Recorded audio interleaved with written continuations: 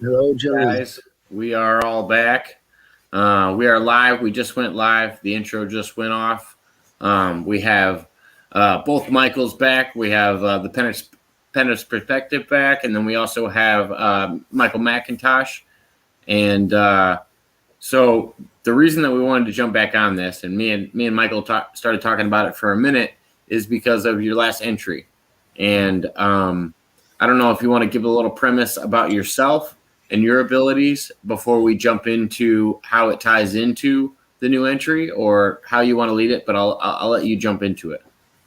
Yeah, sure. Well, I've talked about this a lot before, and probably most famously on the Apex TV channel, and it's been regurgitated incorrectly, massively through various media sources all around the world, in every country I can think of at this point. That I was part of a secret advanced research project when I was a child, where were certain abilities that I possess and have always had, were used by the United States government on a secret space program mission. Specifically, remote viewing and chronovision. I discovered just yesterday now that my own son also has this ability. But So, not just, and when you say your chronovision, yeah. when you say you chronovise, or to somebody that uses chronovision, so I don't know if you, Michael Pena, have heard Andrew Basciago's account. When he does it, he has to use a machine, and he has to use that in order to do it. Apparently, it was created by somebody in the Vatican a long time ago. There seems to be a patent on it. If you actually look it up, doesn't need a machine. It is facilitated by a machine, but it's only vision. What I was more interested in was the yellow cube, and in the looking glass, which means that you can actually alter things there, which is an extension of chronovisor. All of that ends up tying into what Nikola Tesla already perceived, which is that all times exist at the same time. well, it just seems like for the people that have made these accounts with the chronovisor before, they're looking into an object. The only people I have encountered that talk about the chronovisor that have any different kind of account is actually Michael McIntosh, and he doesn't. Those machines are meant to recreate a natural event. Well, I'm wondering if they're recreating it, or if they're dialing into like a tone, like a radio frequency. It could be, because it's the same thing. Our brain can dial into that particular frequency and connect to it. If you have the right abilities for meditation, your right education, or if you have the right genetics and predisposition for it, it is also, the human brain is an incredible piece of equipment that is able to do so many different things that we have no idea as of yet what it can actually do. And many of these things are possible. So, Michael, with that, please. Yeah, that's exactly where I think Michael falls in. Is he's one of those few people that's actually able to use that brain capacity or that ability to dial into this system that everybody else has to use a machine to harness. And then I think that'll give you a little premise of going on to your entry. My question is, can you do it at any time? Or was it only specifically under those specific experimental situations? Is it any time that you can do this, or just when? Yeah, I mean, I can do this anytime I want to. I don't, obviously. You can travel. You can look through time at any time. You don't travel time, but you can see things in time. Correct.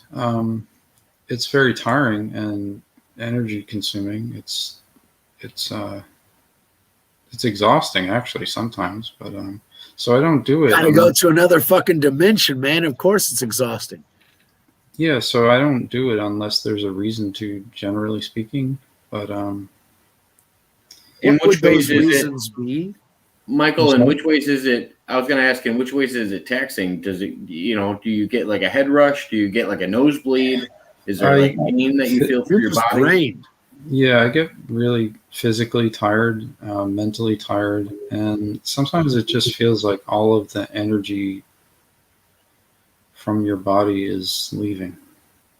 Concentrated your chi. Yeah, you got to Um, recuperate. Now, my question was, you mentioned that only whenever it's necessary. When would it be necessary for you to Well, actually have to look in time? yeah, I suppose it might sometimes never be, but Sometimes it is because you already did it. sometimes it is. I guess that's a free will thing. That's entirely up to me. What did you consider the necessity of it? Was it because it was an order, or because Um, you had the free will to explore these things? well, initially it was just the first, back when it was initially used to help the government, was that was done voluntarily. They asked me for some help, and I said, sure, why not? And they had seemed to already known that I had these abilities. I had been made, Of course they did. my presence had been made known to them. So, um, so they knew that I You were could a do kid. this. You didn't know what you were capable of. That's correct. Yeah, I didn't know really fully, but yeah, that was the first time that I can remember. There might have been times before that where I kind of had a sense that I had certain abilities. And so, How many times leading into after that, that did you do it? go ahead.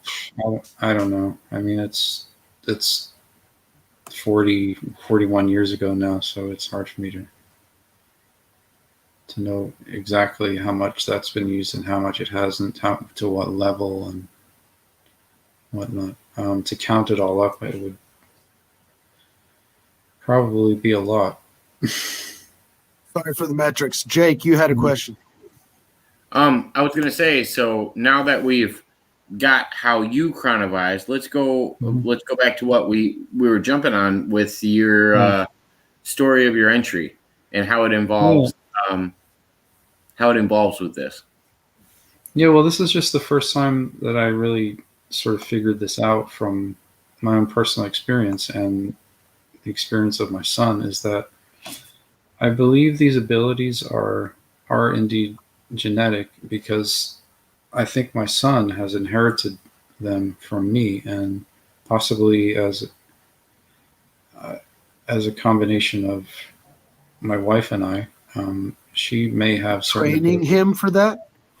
Well, she may also have genetic abilities that she just hasn't really tapped into as much as I have, because she hasn't had either the opportunity or reason to.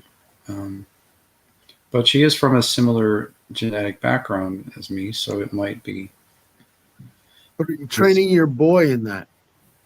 Well, we haven't trained him at all, but he seems to just have become naturally able. How do you know?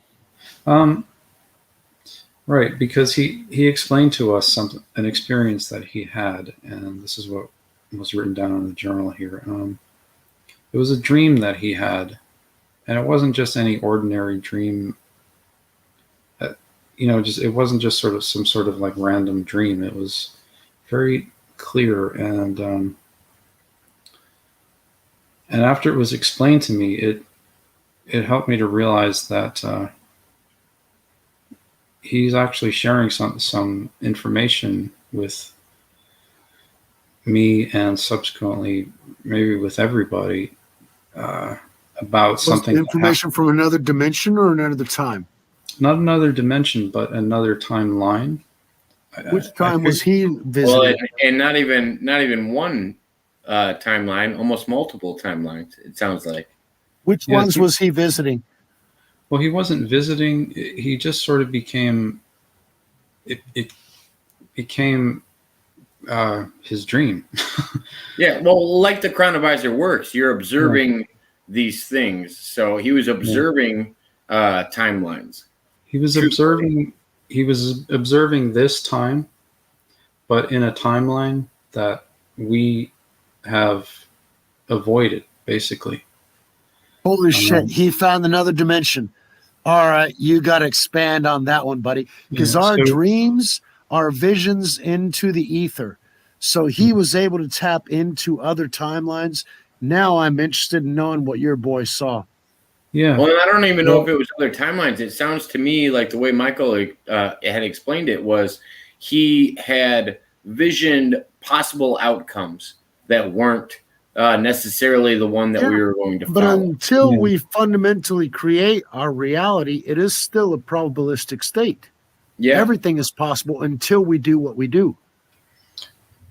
And that's what I learned from it, actually, which is that I need to keep doing what I've been doing. But I mean, this event has been averted, fortunately, at this point. But it could, if 2020. Yeah, but if things are not continued, then it could definitely get bad, or at least, not as good. Will get bad. Get food. Find food. Store food. Stock food. Or Bitcoin. You can't eat Bitcoin. Trade your Bitcoin for food. Bitcoin is money. Bitcoin is value. Can you chew on a Bitcoin when you're hungry? I mean, I don't know. I guess it depends on how hungry you are. If you like that copper taste in your mouth, you can chew on a Bitcoin. Copper disc? It's fucking electronic. There's no copper to it. What does silicone taste like? Not even silicone. It's electricity. How do you like a shock to your tongue? And that's 2 Bitcoin. What the fuck? That's the shock to your tongue isn't what 2 Bitcoin could actually buy you in food. But you got to think about the liquid side of it. Is it liquid? Can it be turned into other things? I mean, that's what it comes down to. Yeah. Can it be used as cash? Is it a currency? Yes. And right now it definitely is. And right now, not yet. Not yet. Lots of places do not accept it as currency yet. But you could always go places to exchange that currency, even in modern times. Well, yeah, like gold and silver, but I got to go through a pain in the fucking ass to trade my gold because they don't trust me from Adam. I got to come prove it, and I did this and that. And maybe a week later, I'll get the cash equivalent to where I can take that cash equivalent to the grocery store and get me some fucking chicken to eat. Because in the end, I need to fill my belly. I need some chicken to eat. I'm not going to lie. I don't know about how it is in South America, but I can literally walk 2 blocks away and go to a Bitcoin ATM and choose what Bitcoin I want to trade, invest in, or, sell at that point right there. And then it'll hand me cash if I really wanted to. So I know it's actually feasible. Yeah. It's becoming really obvious to you. That's what it is. Yeah, I would love to have that reality. It's not mine yet. By the time I see the wave, it's going to be too late. Yeah, the wave's already overtaken us, man. It's a fucking tsunami. Yeah, and that's what I worry about. I'm going to be so far at the tail end of it that I'm going to watch it crash. It's not going to crash, but you don't have to take my word for it. I'm not going to lie, Michael. You've been the most advocated person for it that I've talked to. Because I want you guys to benefit yourselves, and that's all it is. I'm not like I don't gain anything by sharing information with people. There's no personal. But if Bitcoin is purchased. If Bitcoin is purchased by more people and has to be fractioned off, does that add more value to the personal value of Bitcoin? Would it benefit you in that way? I suppose that's true. He's not Elon Musk can change the price by 10,000 in one day. He doesn't have that kind of benefit. Now, I get it. Elon Musk deciding that he's not going to sell or something, he can alter the price of it and then sell it the next fucking day or sell it the day before he declared it. That guy can actually make a profit on saying something. But you Michael, don't understand. Michael is there for our benefit. He gains nothing from us learning to not be fucking poor. But you don't understand. I mean, it's not what you really should be doing is selling your dollars for Bitcoin. If I had any dollars, I might. Bitcoin is not something to sell. It's something to acquire for selling something else. You see, that's the real solution to it.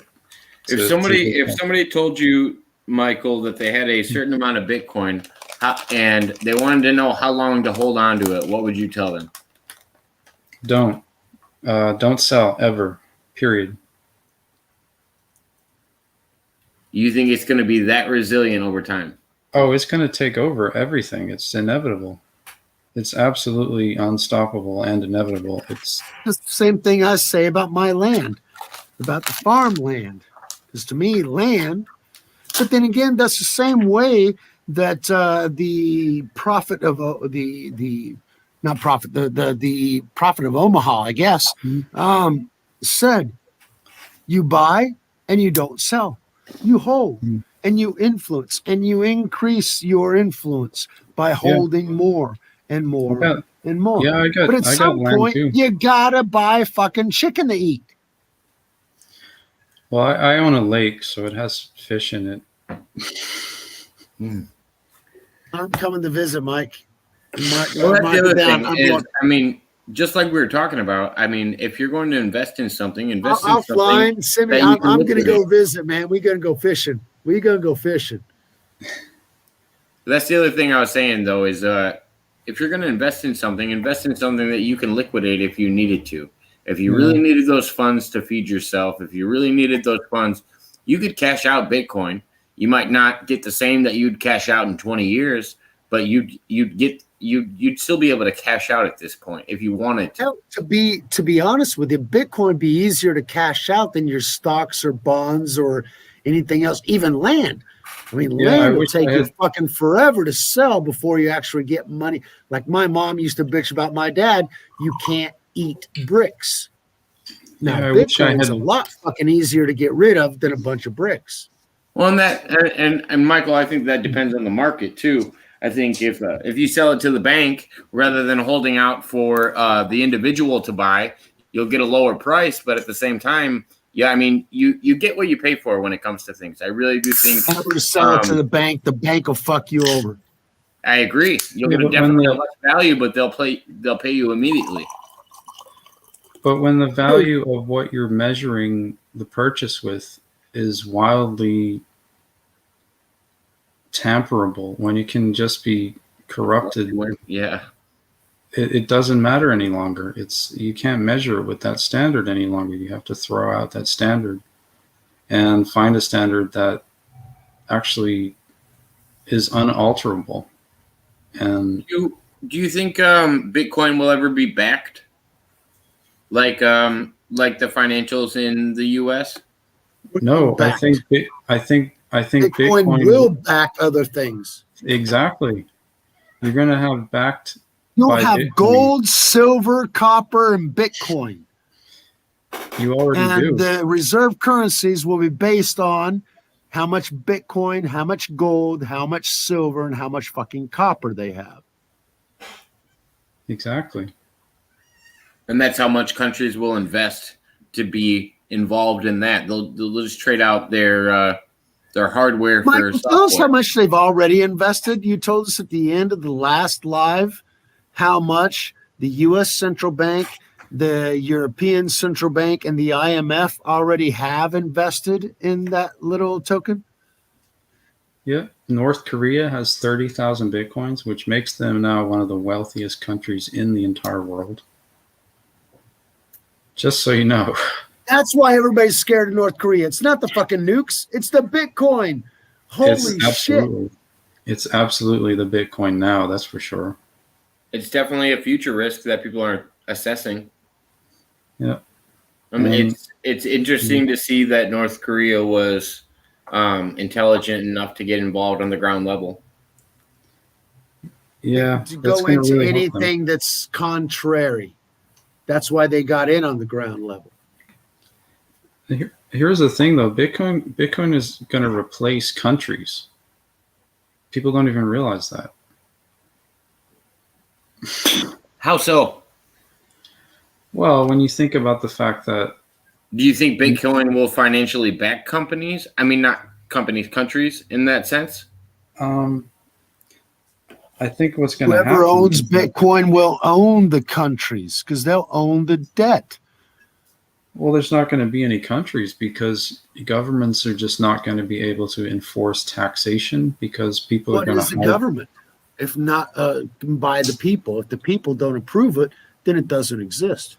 Yeah, if there is no taxation in general, can you have countries? pretty much no. Yeah. I mean, because that's their job: regulate where our tax money goes, and make sure that the services that we want are being enforced. And if they can't ensure those things, I can't imagine that a government would still be around at that point. Yeah, exactly. Entire governments and countries are going to disappear because of Bitcoin, because they're not going to be able to enforce taxation, because people are going to just put their money in Bitcoin and they're never going to sell it. They're never going to cash it out, and therefore it's not taxable. What makes it not taxable? What makes it not Put it back taxable? into dollars.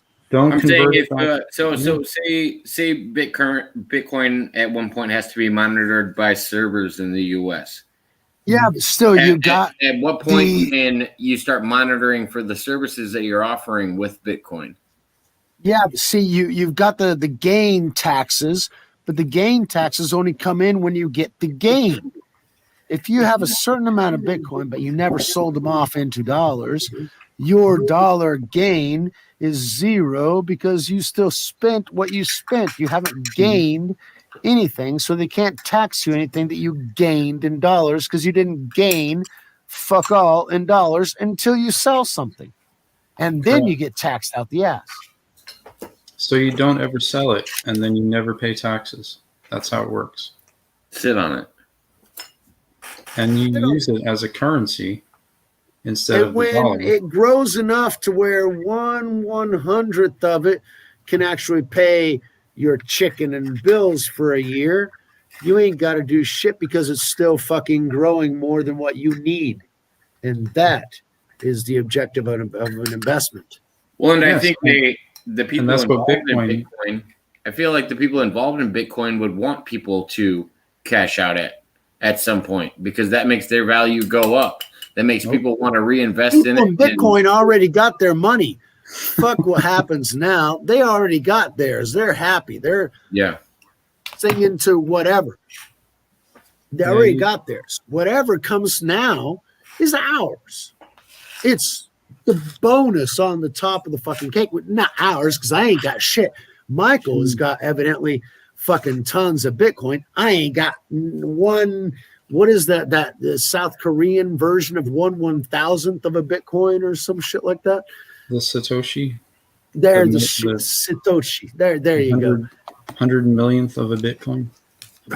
See, now I don't even get that one. I don't have one of those just to get you. So I ain't even in that world. But dude, I'm rooting for you. You will. Well, Don't yeah, 'cause forget I'm going your to be looking friends. back at it. I'm going to be looking back at it in 10 years. Like, God damn it. I didn't listen to Michael. Now he's the president. He doesn't want to talk to me anymore. Well, And, in What 10 the years, fuck, Michael? You don't want to talk to Jake? Why don't you want to talk to Jake? He's your friend. I mean, just because you're president, you're going to forget your buddies? I mean, come on, dude. Quit I being a didn't say prick. that. Talk to He didn't Jacob. say that. That was my assumption, of course. Yeah. Well, I'm not like most people that way, you know. I'm not like I mean, if that really happens, which honestly I hope Remember, to God. foreign minister. I want to be Secretary of State. Foreign ministry, whatever, international business, international relations. It's now marked on YouTube. It's not a private conversation. I want that position when you're president. Do you want to be like the governor of Mexico or something? No, that would be CIA sub-governor and all that kind of shit. I want to be, all right, the president takes care of whatever happens in the country. Whatever the U.S. does outside of the borders, What, I you got mean no this- problems being in control of that. You mean like the southern border?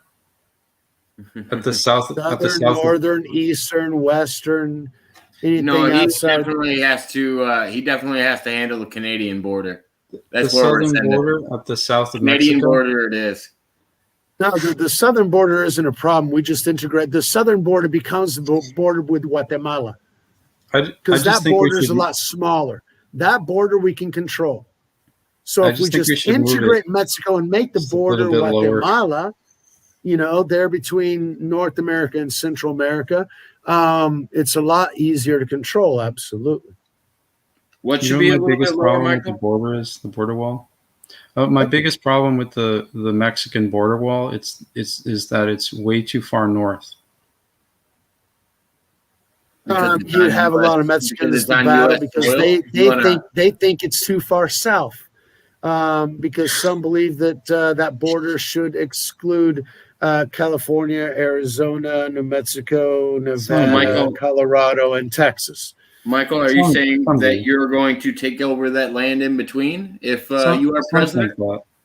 Well, Some there do is, think after that, all, but- NAFTA, right? The North American Free Trade Agreement, free everything throughout North America, and which includes Mexico, which means that the U.S. would control Mexico, and therein lies the problem. Well, I got to Because they ask don't- if Mexicans don't want to be Americans, why do they keep going to America? They don't, which is why they're still fucking called Mexicans. Because if Profit. they ran to America, like my grandmother and my aunt, they would now be called Americans. I'm Which just means busting they balls can't go. here. My grandmother and my aunt can't go back to Mexico for more than 6 months because they were considered residents, even though they were born there. Why? Because they have been citizens of the United States for well on 3 decades. Yeah, I have been a Michael's a citizen runaway. of You the United can't, States for can't- 2 decades.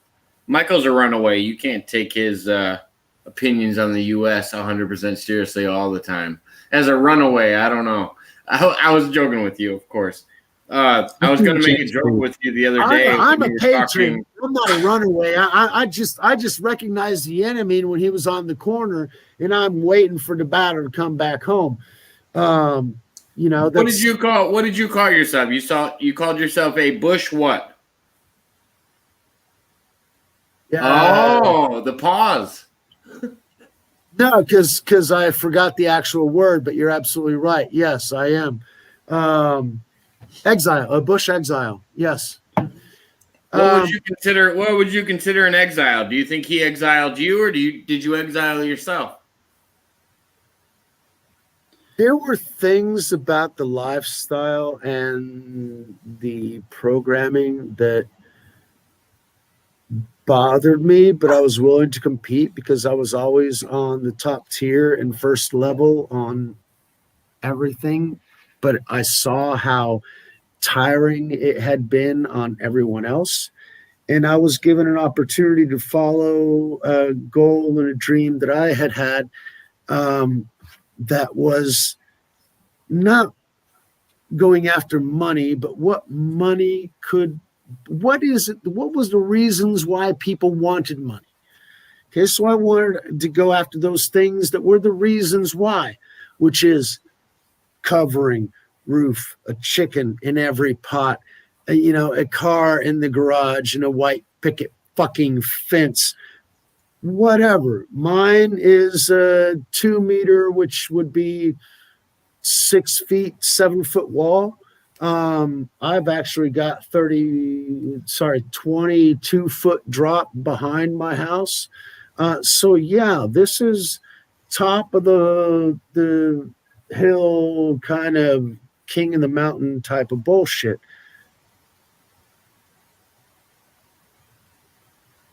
That you can't have there. You drive down the street. I got 3 tickets in one day because the cops didn't like my fucking car. There's a problem with that. Oh yeah, there's. Okay, I was the only Nathan. one that had to have my screensaver taken off because it said Jesus is Lord, and that bothered people.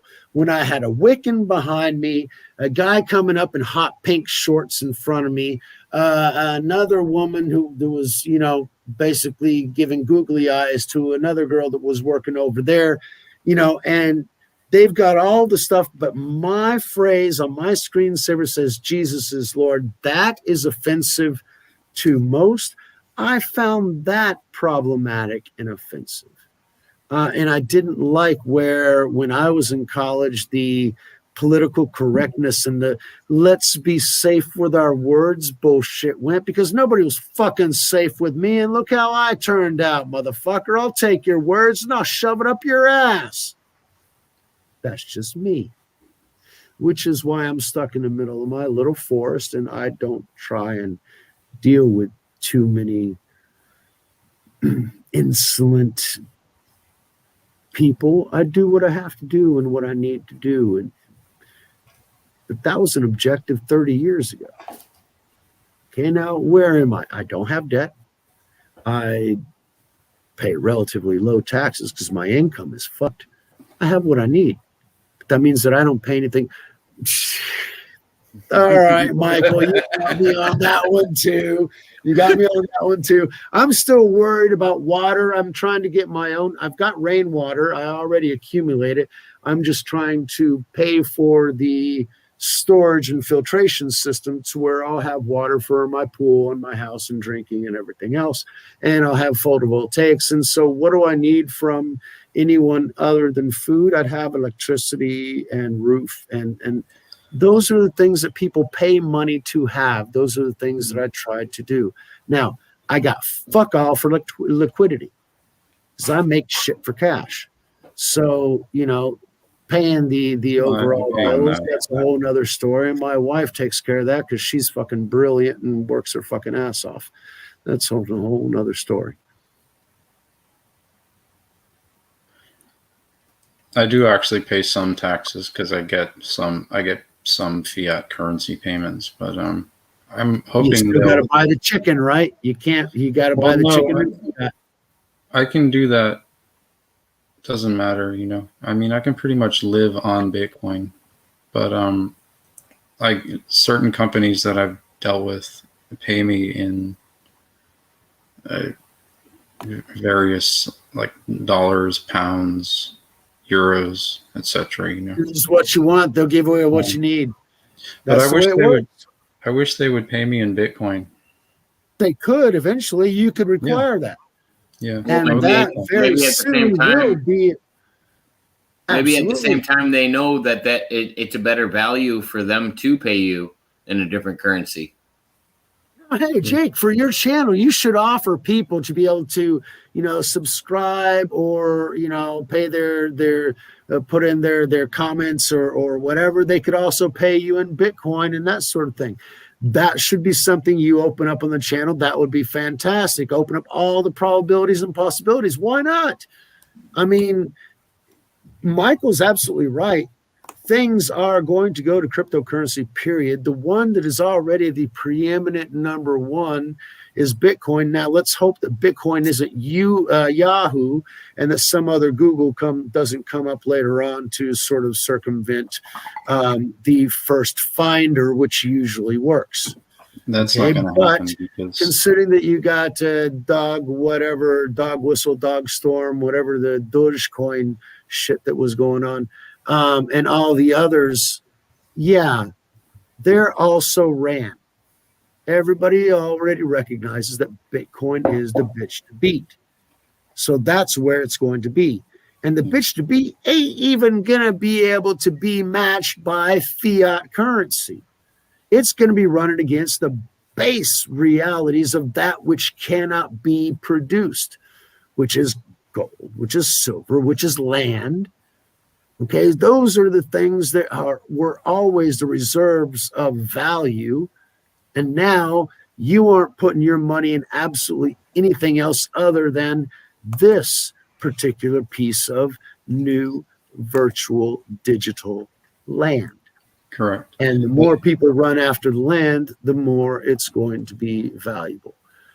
If I had a choice to never buy any land instead and keep that money and then put it in Bitcoin, I would have done that. But I bought land, and plenty of it, before I ever knew about Bitcoin. Why? So Why did you buy land? why? Because at the time it was the most profitable thing that I knew about. More profitable than what? More profitable than gold? More profitable than Apple? Well, More it is profitable than Microsoft? Yeah, More it is profitable than Amazon? Well, yeah, it is ultimately more profitable than all of those things. But it is not as profitable as Bitcoin. I take my hat off to you on that one. You are absolutely correct there. Yes, sir. Yeah. So I kind of regret. I have buyer, No, because you still have the world- land. first world buyer's remorse. No, but you still have the land. That's the I whole do, thing. But it's I would rather have just a little bit of land and more Bitcoin than a lot of land and a lot of Bitcoin. You don't know what you can do with that land yet, buddy, because you don't live digital, you live physical. The reason for the digital is to make the physical better and easier and more ecumenical for all, whatever. Yeah. You got more land, which means you can actually decide what happens with that, whether it's beneficial, whether it's for the environment, whether it's for your own gain, whether it's for your own personal pleasure, whether you want to put up a fucking water park. Who the fuck cares? It's your land. You get to decide what physically goes around your reality. That is also the freedom and space. Or you can put up low rent housing for lots of people that need it, because I guarantee you that in your area you need lots of fucking housing, and that land could actually house tons and tons of fucking people.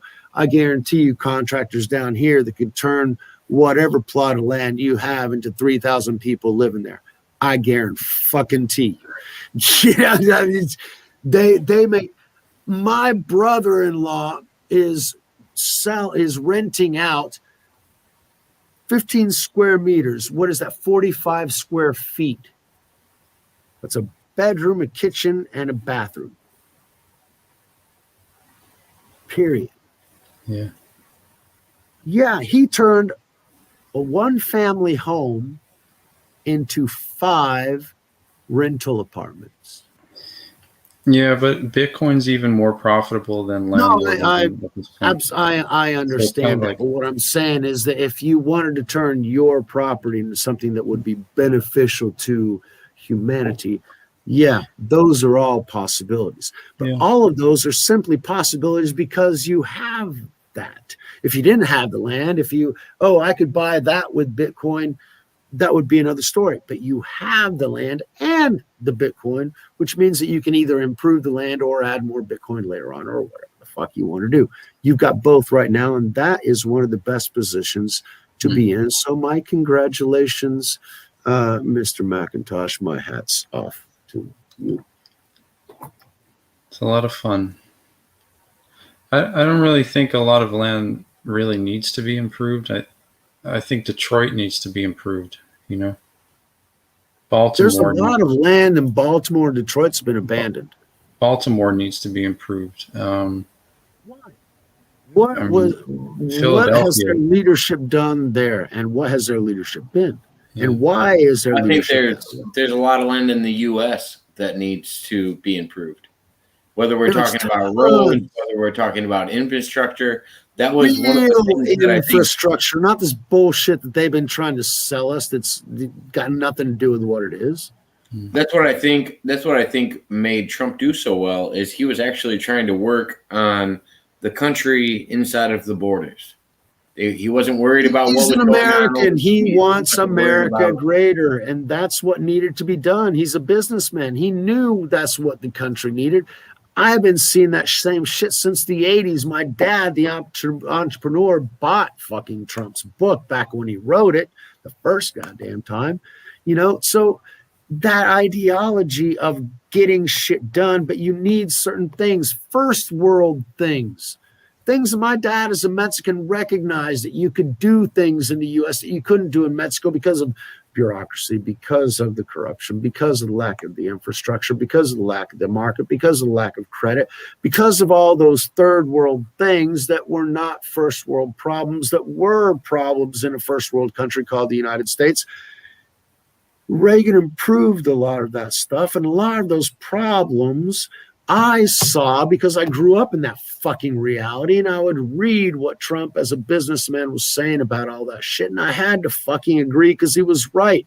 Why? Because fundamentally he's fucking right. You make something work by...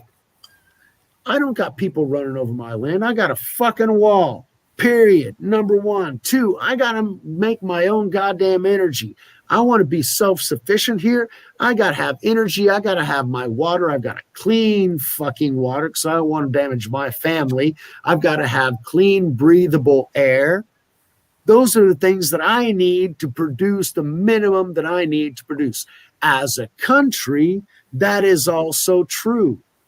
So if you have an ability to produce your energy domestically and not have to depend on every fucking other idiot that hates you for it, then you produce your own fucking energy, whether it be solar or wind or oil or gas or whatever it needs to be. You need to be self-sufficient. Otherwise, you're somebody else's bitch, like Europe is to Russia. They need those pipelines because in other times, they'd be freezing their ass off in the wintertime. But with Russian gas, they feel better. Okay, we don't need to have that. We got enough gas and shit all over the U.S. to where we ain't got to depend on anybody else. Water, clean water, it's our water. We just need to choose to not shit in our own freaking well. Industries need to stop pushing that shit into the creeks and the rivers because they think it's okay. Nature will absorb it. We absorb it. Okay, they need to stop pumping that shit into the air, and everybody needs to stop blaming everybody else. I planted my own fucking forest for a goddamn reason. I wanted 6 square meters per person of carbon dioxide absorbed and oxygen presented. Sustainable. Freaking completely. Now, are people willing to accept the sacrifices and live this way? Hell no. People think I'm freaking insane. That is what needs to be done. Otherwise, we're living in fucking cages depending on somebody else. Yeah. I mean, most of the time it is in yield to somebody else, because most of the time you actually aren't making decisions for yourself as much as you want to think you are. You can't, because you depend on everybody else. I couldn't put a solar voltaic system on my mom's house in Dallas because the homeowners association said that made the house look ugly and it would reduce the housing value. So we couldn't be self-sufficient in electricity. I couldn't put a photovoltaic here on this house because Brazilian law said that I couldn't produce my own energy until 2014. Then they passed a new law allowing it for micro producers and that sort of stuff. Then in 2017, they started to integrate that program that back in 2010 was done in Germany and in California, to where the government paid you 30% subsidies and everything else for your energy, and you could feed into the grid and you'd get your energy back so you wouldn't have to have a battery for your own energy. Little by little, those things started to be integrated, but how many people actually take advantage of it? They can't. Okay, because they're still trying to put fucking chicken on the table. Because they don't have Bitcoin.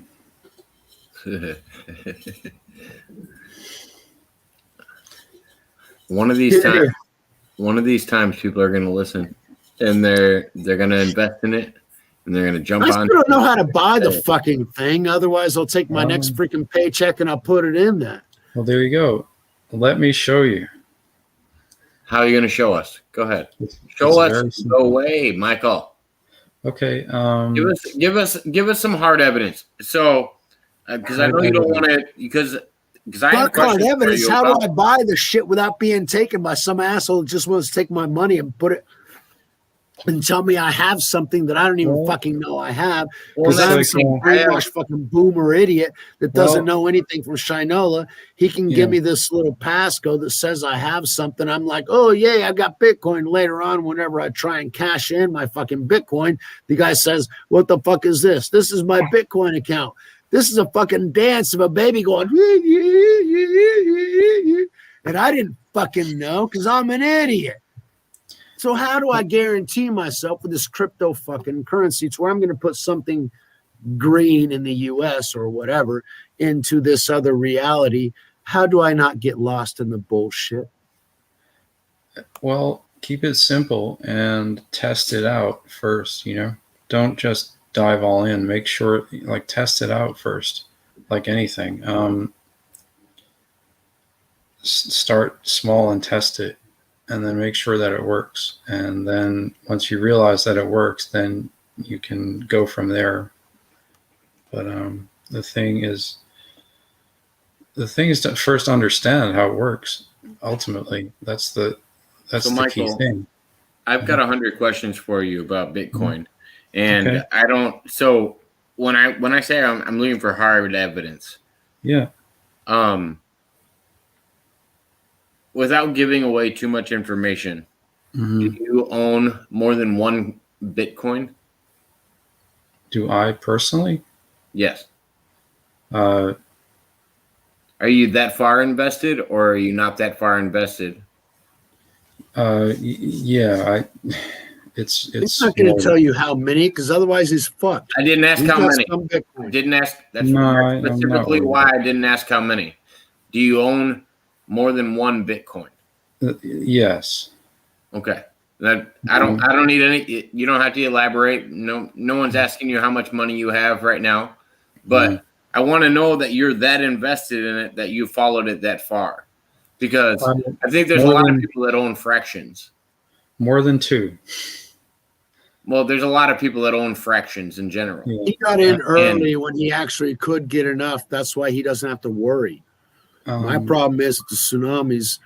I'm thinking that it's close to that crash to where you got to get out because otherwise that way you can't get in at the end. Got to get in. No, it's He's the end telling of me the there's dollar. still got lots to go up again, so I can actually still catch the wave, which is what Michael's saying. Yeah, absolutely. My fear is that it's still early. I might be getting in too late, but I might not. I don't know. It's too late to in my opinion, continue using the dollar. Frankly, that's That's on its why everybody's reaction. So, looking for something. Michael, when you got in, did you get in at the same amount of Bitcoin that you had, or have you accumulated more since then? And or did it just raise in value and you've just sat on it? All of those things. I got some, then I kept getting more, and I keep getting more all the time. And I have not sold any. I tell you, Jake, put an option in your channel for people who are donating Bitcoins. And I don't even know. I don't even know how to do Monarch. that. I'll get a Monarch wallet for us, all right, and we'll get a Bitcoin offering on your channel, on both our channels. I'll talk to Monarch and we'll get some Bitcoin running on both our channels. That sounds fucking awesome. I like that. Yeah, what you got to do is first create a wallet using the blockchain. It's at blockchain.com. It's a distributed network which is stored on thousands of computers all around the world. So it's constantly blockchain. Yeah, it's always backed up. It can't be destroyed because it's backed up on thousands and thousands of systems all around the world, right? It's unhackable, basically. It's unchangeable. Completely public. It's completely public. But it's also everything you do can be found, tracked, and traced. But it is also anonymous. because it is not tied to you as an individual. It does not have your name on it. True, but the money that they ransomed in one of those last attacks, hack attacks, was supposed to be paid in Bitcoin, and the FBI ended up going back and getting about 40 or 50% of that shit back because they traced where they had paid it to, transferred, and got the Bitcoin back. Yeah, yes or no? I might be completely wrong. They're always making up stories to discourage you from investigating, and you're supposed to just expect that this is true and then look no further. Thank you.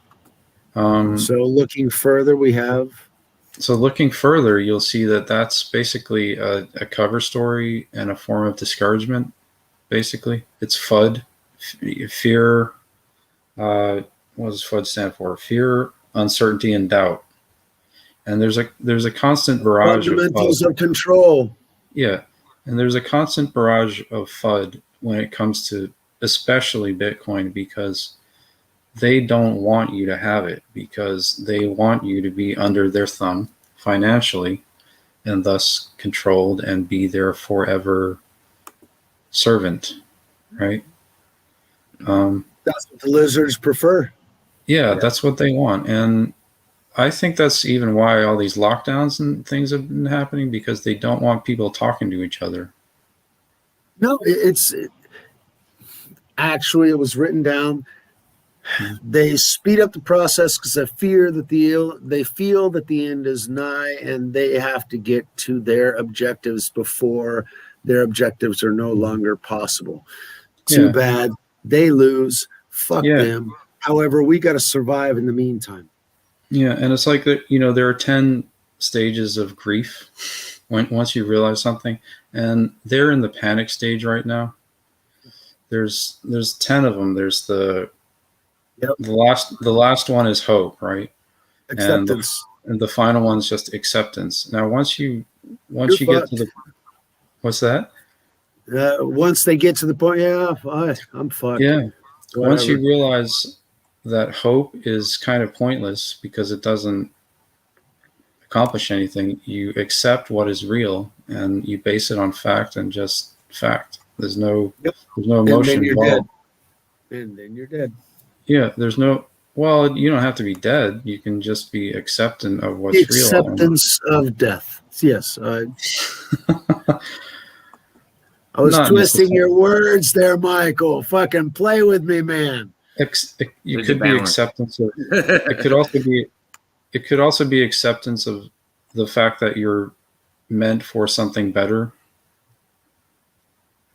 Always. That's the focus of my book. We are all destined. We are all put here for a reason. Yeah. Every single fucking one of us chose to be here. And we're all meant for an accident.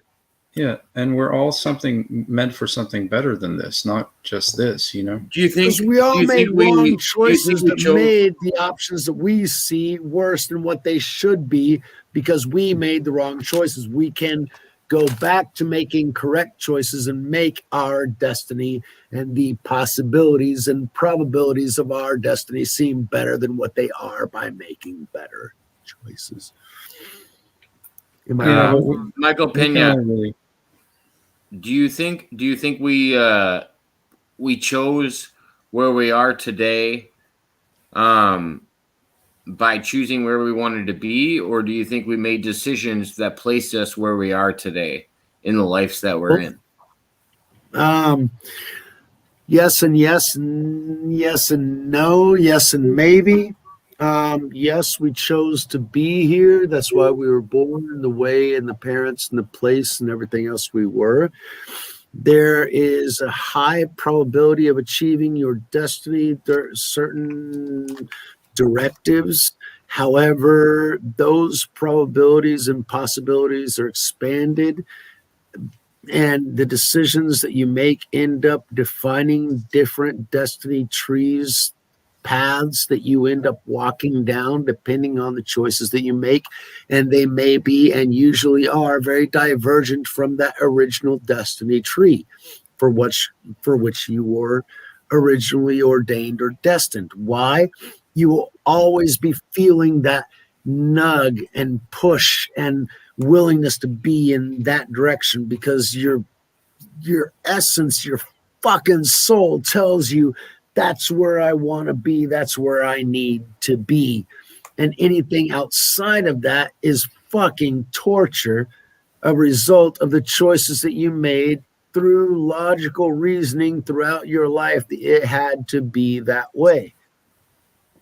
But you were born with a certain genetics, with a certain cultural background, with a certain upbringing, with a certain essence that in those first 5 fundamental years of your life shape who the character and consciousness that you are, and your perception of what reality should be in those first years. And all of that is put in there, and you chose to be within that reality. All of the probabilities resonating from that point are yours to choose from, the optimal one being whatever, God's word. The true choice of just being great to everybody. We usually have our own visions that are programmed through cultural and everything else. We can choose certain paths diverging from the elemental principle. We are still us. We are different versions of us that chose different things. So yes, ultimately, we can choose to be here, and the fucked up situation that we're in is also a choice that we were from that origin, but the bad fucking decisions that we made to that point. Doesn't mean that we cannot get back to the original essence of what our DNA, cultural heritage, soul, baggage, essence of I want to be here right now in this moment of time for this reason. You can get back to that if you recognize that, and if you place that as an objective. Because everything that you place an objective, you will build the bridge to reach. You will get there if you put enough freaking effort into it. The question is there really where you want to be? Therein lies a question of recognizing your fuller destiny, because then that's not even a question, because you say, yeah, obviously, because I want to get over there. And to get over there, I need to get across here. And so to get across here, I need to build this bridge. So yeah, that's exactly where it needs to be. But you recognize that when you see that long-term vision of where you really need to be. And that is one of the Japanese objectives. They've got the saying that the true search is to find your own destiny.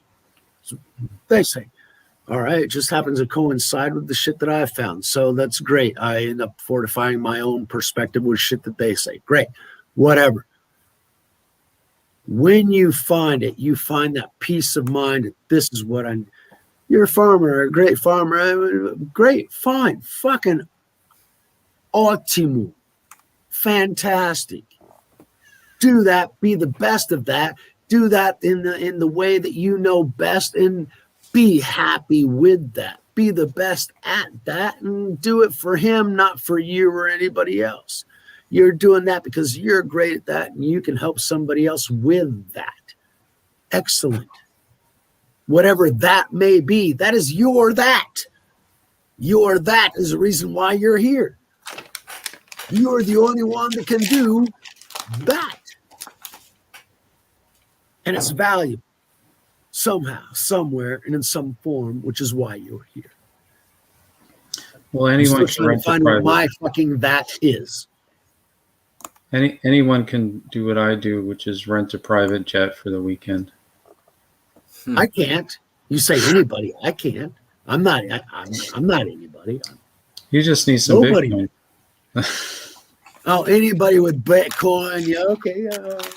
So I'm nobody. We've got, okay, so we've got the ultimate No, I never said segregation of society then. I didn't say that. Huh? I just said, you know, We you get just, it. if you're We gonna- get it, Michael. You're upper class, and we're just lower class until we. No, he's not join the upper party. class. I never said He's that. he's above upper class. I know you He's didn't big say that. class. Hey, I He's know big you didn't say class. that. I just want to make There's sure no you know upper I'm just class. messing There's with you. big class. The big class, the higher ups. Yeah, well, I mean, that's not what I said, but No, any- not at all. I was just messing with you. anyone can do it. I like to keep you on your toes about it. That's why I'm asking you as many questions as I No, am. but he's right because I can get a jet. Tomorrow I'll call up Charles. They call him Carlos down here, and we'll get a jet up there, and I'll be in. You're in California. I can get to Boston too. Not a problem. I'll contract one of those tomorrow, and I'll be up there in 24 hours. No problem. Freaking chump change. I have my own airport. I can barely fill my fucking gas tank. Well, I feel jets, motherfucker. Oh, I got a nice airport. hi, how's it going? I don't want to try to butcher your name. Hi, Yuri and Tengia. I don't. If I did butcher it just off of what I saw, I 100% apologize. Nice to have you here. That looks like Japanese, so I would say konnichiwa. If that's Chinese, I would say ni hao. But that looks more like a konnichiwa. Uri and Taiga. Thank you. Arigato. Ni hao? No, ni hao would be hello in Chinese, Mandarin Chinese. I know. That's why I said adushawa ni hao. Okay. Yeah, no, I got a little bit. Give me a little bit. I'm thinking they're Japanese. Those characters seem more Japanese than Chinese, actually. No, I believe this viewer is from my friend Lakey on another site, Lackey, depending on how you pronounce it. And yeah, he's got a lot of viewers, and I think he's from Korea. If I have to, that would be cool. But I didn't see any circular characters. Usually, Korean has more circular characters involved. No.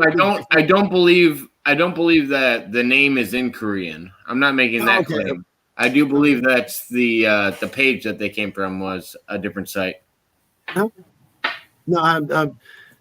linguistics. I like languages. I speak a few. Exactly. So yeah, I recognize some things.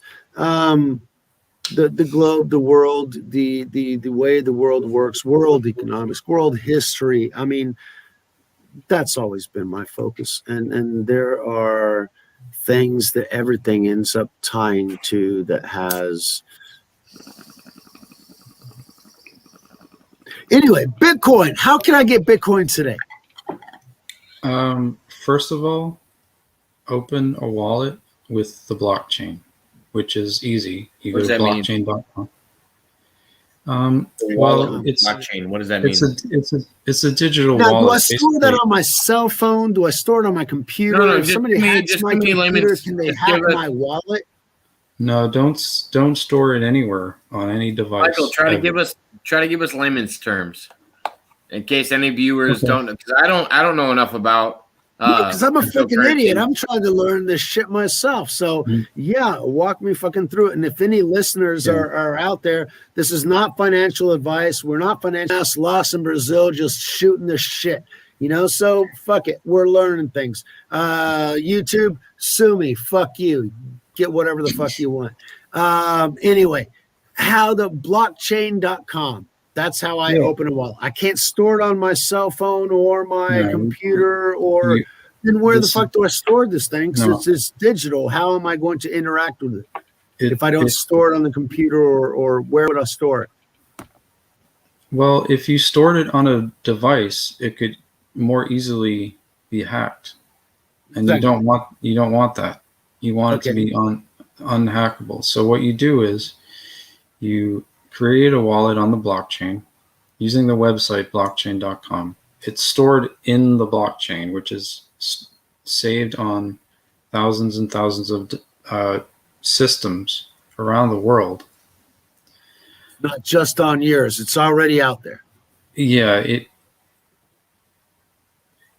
it's basically indestructible. Okay. Once you create it, it's there. Nobody can touch it. Yeah. But somebody else can access yours No. through your number if you don't take care of it. How do you Well, yeah, guarantee it's you?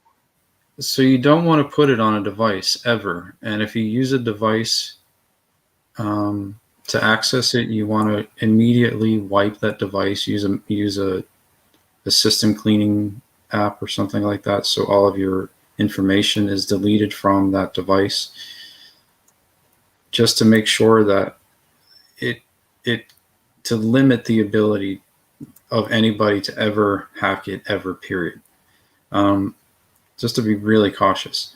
So you do that, and then you visit an exchange. Like, I can name a few good ones that are really reliable. There's Coinbase. Let's see. There's a really good one that I use is called BitCove. They're in Ireland. There's a few really good Monarch ones. wallet? I'm sorry? Have you heard of the Monarch wallet? I have heard of it. It's for a different crypto. It's for a not Bitcoin, so I haven't paid as much attention to it, but I'm familiar with it. But you visit an exchange and you purchase it through an exchange.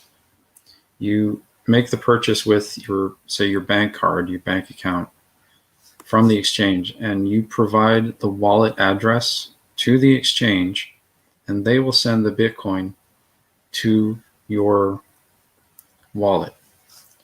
How you access your wallet is by a 12-word phrase that is contained in the security section of your wallet,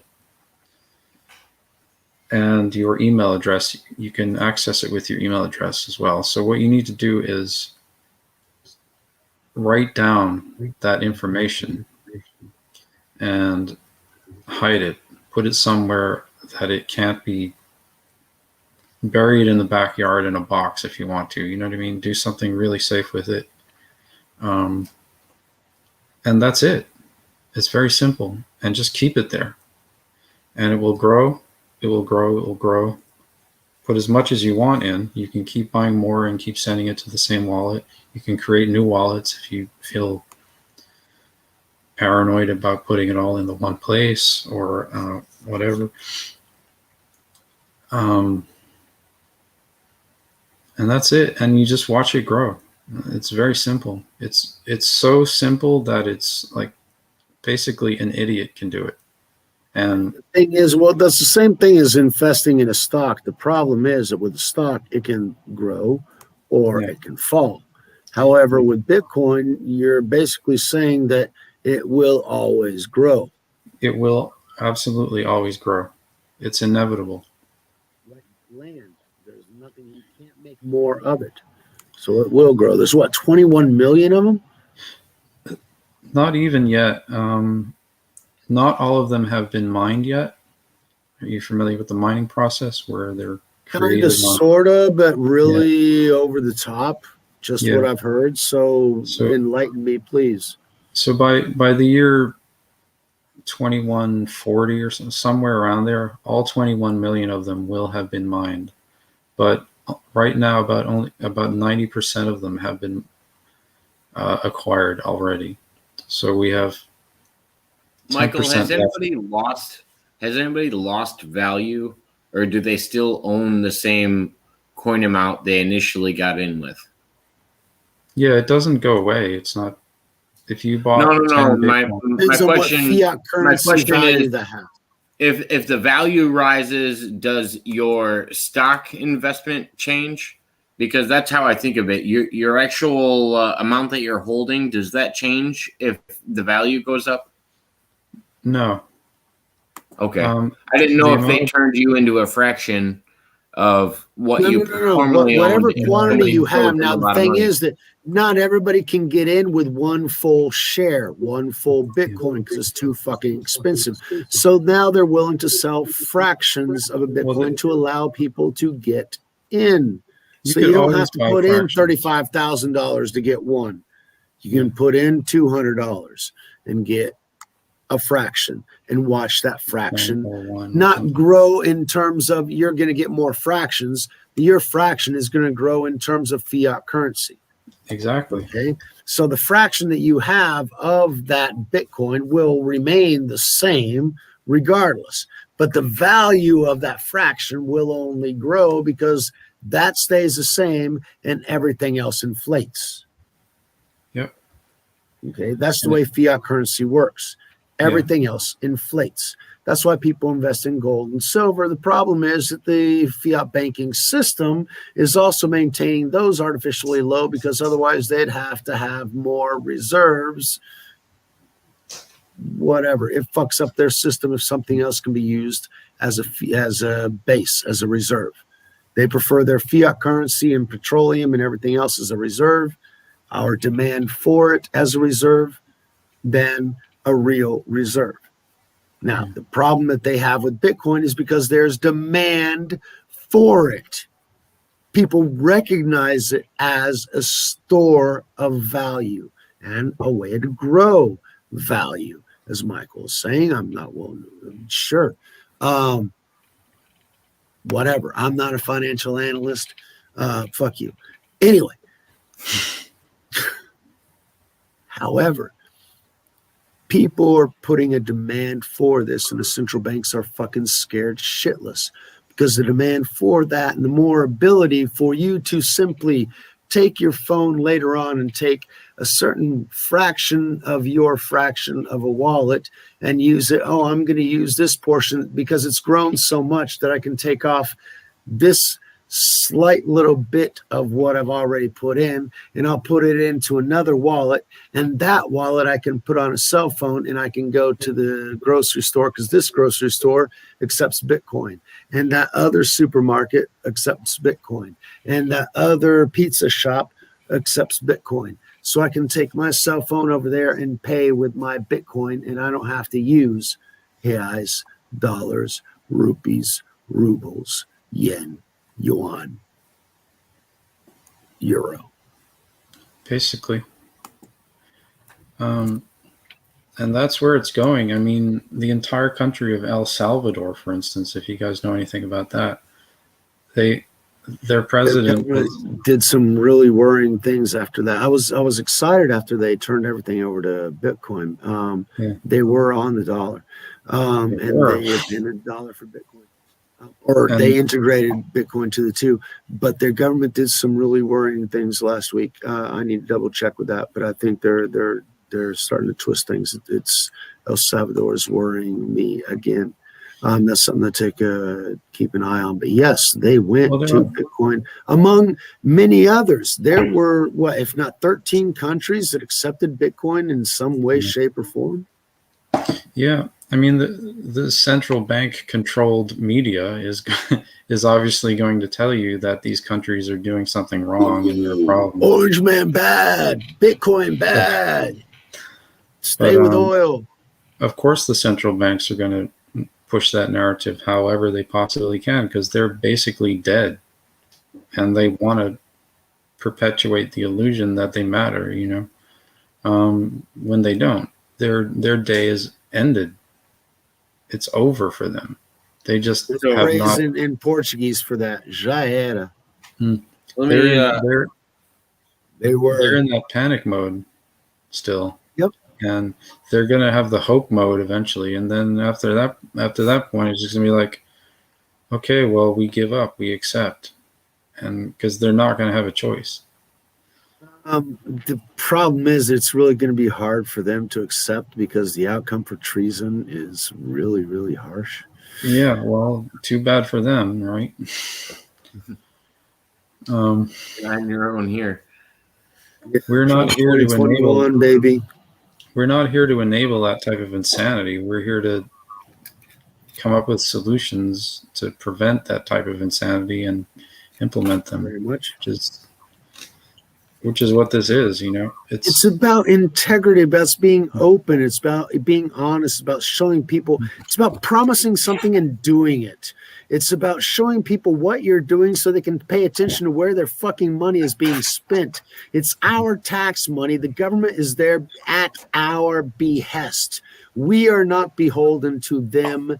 They are beholden to us. And that's where the focus got lost. Here in Brazil, my mother-in-law is like, if the government says you got to do it, and I'm being Texan, Mexican, and everything else, that ultimate movie Mexican ideal, badges, we don't need no stinking badges.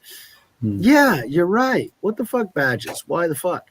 In a place where, law can be subverted or doesn't really exist, those things are just modicums, first world problems. Not a problem where survival is existential. It's a reality. Right, but in the first world, where things that are an inconvenience to us can mean, life or death to people in other parts of the world, we have an obligation to implement something different that being the light of the world means showing them a better way of being.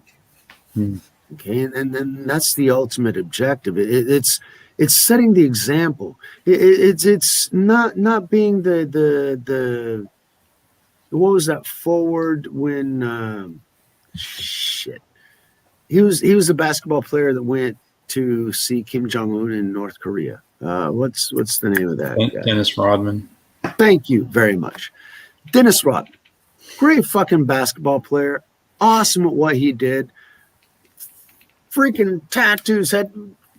Be free. Do what you want. God knows what he recognizes himself as today. Whatever. The problem is that when people look at certain things as lights, as guidelines, as guideposts, I want to be like, I want to work harder. I want to make more of an effort. I want to be more of a perfectionist, like Michael Jordan or whatever.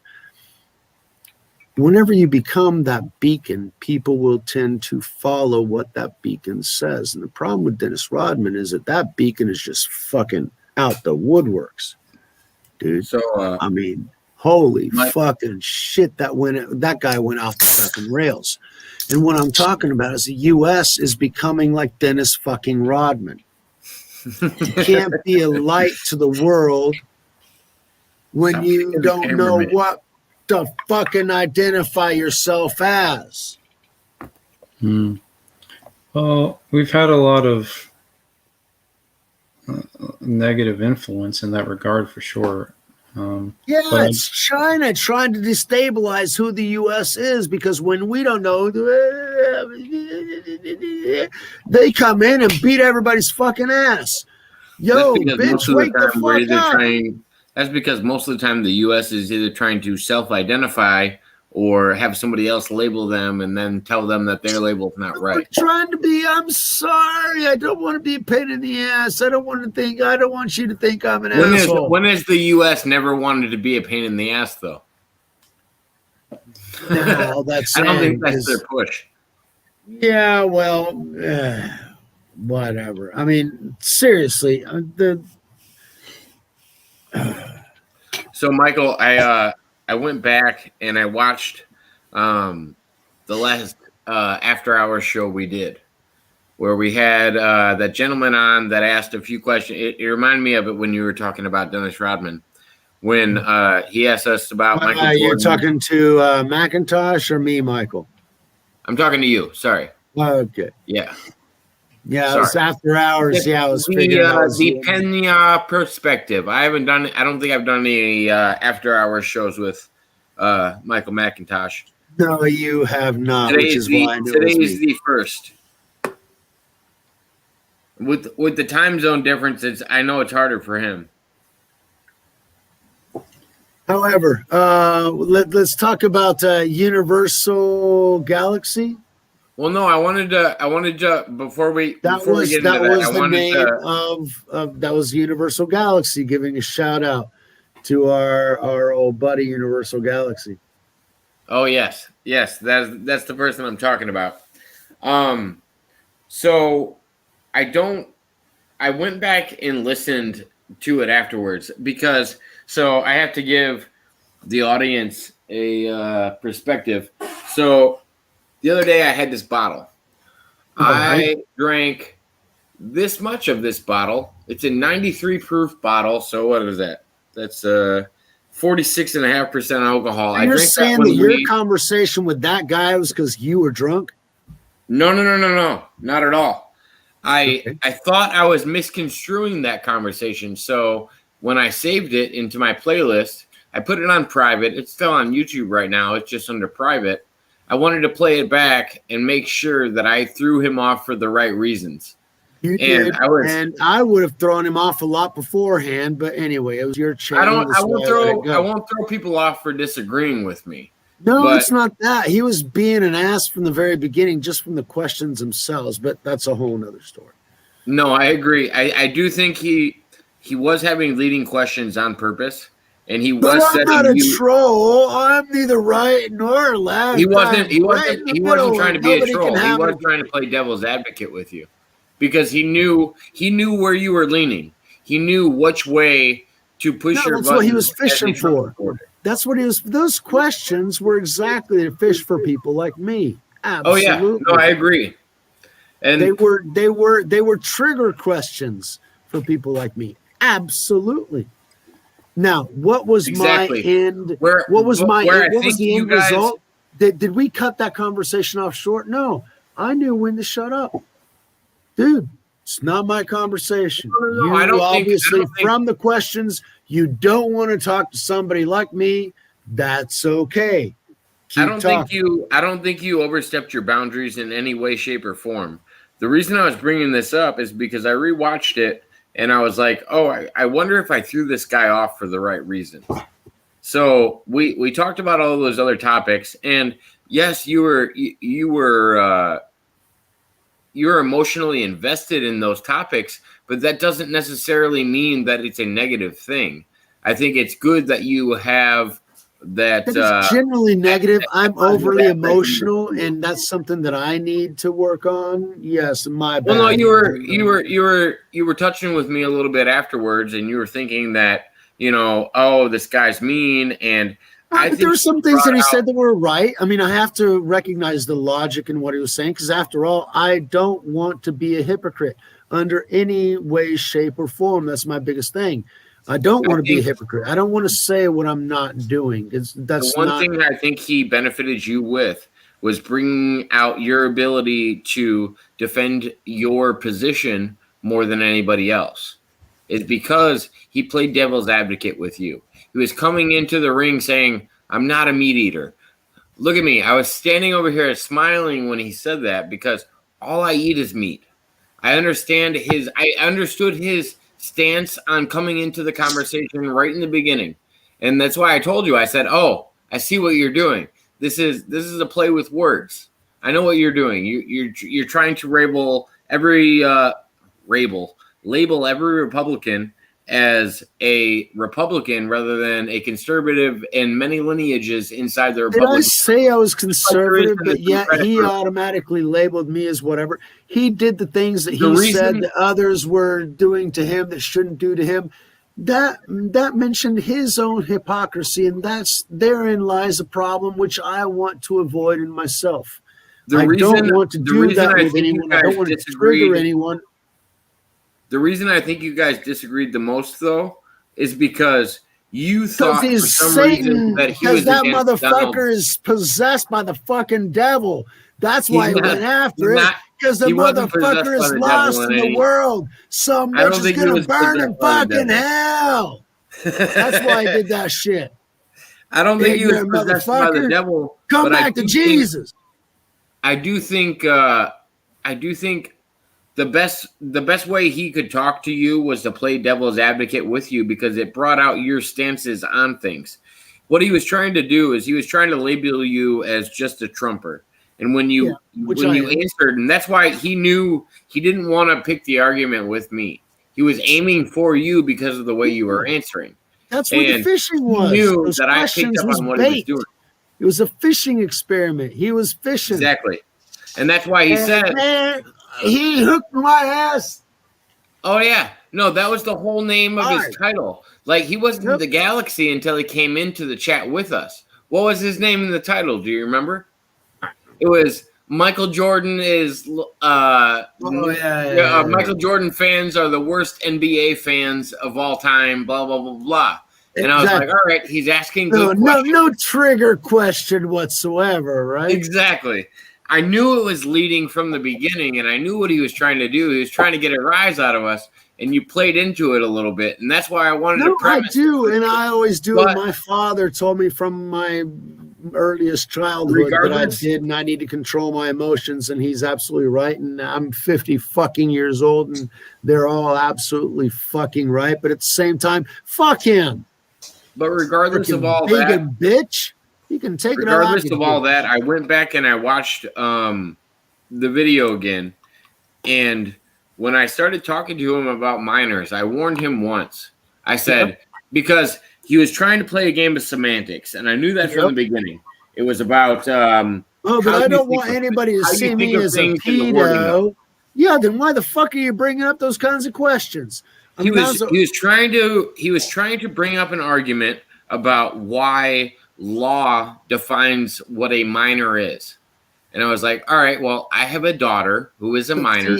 I don't want you to make people like I'm okay with 18 being a minimum. No, what you don't understand, Jacob, hold on, is that you don't understand. That's why I said he's a demon, because he's pushing the narrative that now Hollywood now has, because beyond the idea of, oh, we choose who we're going to love. We can't love somebody of the opposite sex. We can choose whoever we want to love. Now that we've more or less as a society accepted that idea that they had for reality, now they want to push the boundaries even more, and they say, oh, beyond that, we get to choose what age we can love as well, because love doesn't know age. And all of a sudden you've got a bunch of fucking hungry pedophiles going, yeah, pass that law to where I can touch. Okay, so let's get off the pedophile conversation. Yeah, I know I brought it. I know I brought it in. That's a demon that was operating in him. Okay, no, that's I know. The solution right there, Michael. You're absolutely right. Michael, that is the solution right there. Question. Well, that was the weirdest thing to me, is that it was his last question. And he was like, oh, people often call me a pedophile because I phrase it this way. No, he says he doesn't want people to call him that way because he's a hypocrite. He was talking about it right from the fucking beginning, because that's the way demons work. But what I wanted to jump into is, regardless of the pedophilia side, God damn it! I was just about to jump into something. Forgot it. All right, sorry. Go ahead. No, it was you were trying to lead with the conversation that he brought us into, and the difficulties in conversation, difficult questions. He allowed me to justify myself a little bit better because he was playing devil's advocate. That was the direction that you were going in. Yeah, no, I was trying to get off the that which got him kicked off. Yes. Yeah. However, I know, and I was trying to veer away from that and try to bring it back to a more relative term. And also, I thought it tied into the guy that was on Rocco earlier that we talked to, involving the Montauk experience, but it's slipping my mind at the moment. So I'm gonna pass. I hadn't made a link with the Montauk. Now that's interesting. Well, it basically had to do with, I was going to ask you, do you think the Bible specifically preaches against homosexuality? Yes. Explicitly. In what sense? Besides laying down with a man being the only words. No, the thing is that it's sexual because abomination. laying down with a man isn't specific enough for me in the Bible. with Dude, God hold and on, Jesus being Jacob, hold on, Jacob, hold on. If we're going to take it at its word, a blowjob and your wife taking it up the ass is just as fucking bad. No. I don't think you have to wrong. be. I don't think you have to be descriptive with it. Yeah, I think you. What I'm I saying think is you have to those elaborate are a little bit more sodomy. than that. All of that is wrong. The only way for you to actually have relations is for procreation. Period. The end. With your wife, but for that reason. Now, as a society, we've evolved and everything else, but we do the things that we do. Now we got to look into the deeper perspective of, is it sustainable? Is it beneficial for society as a whole? Why? Because we have to look at it from the anthropological perspective of, as a society of 1,000 individuals in a village trying to survive in a wilderness that's trying to consume you every night if you're not watching. Okay, being able to create more offspring, to be able to take care of the fields, to be able to protect you at night, to be able to make sure that everything's okay, because humans have a tendency to join together as a family and a community. That's what makes us stronger. It's being together with an ultimate objective, all of us surviving and surviving better each time. That's our anthropological objective.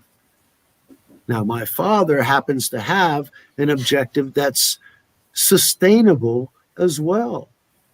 We have to protect the environment. We are the curators of the environment. If bad happens to it and it does damage to us, it's because we weren't taking care of it.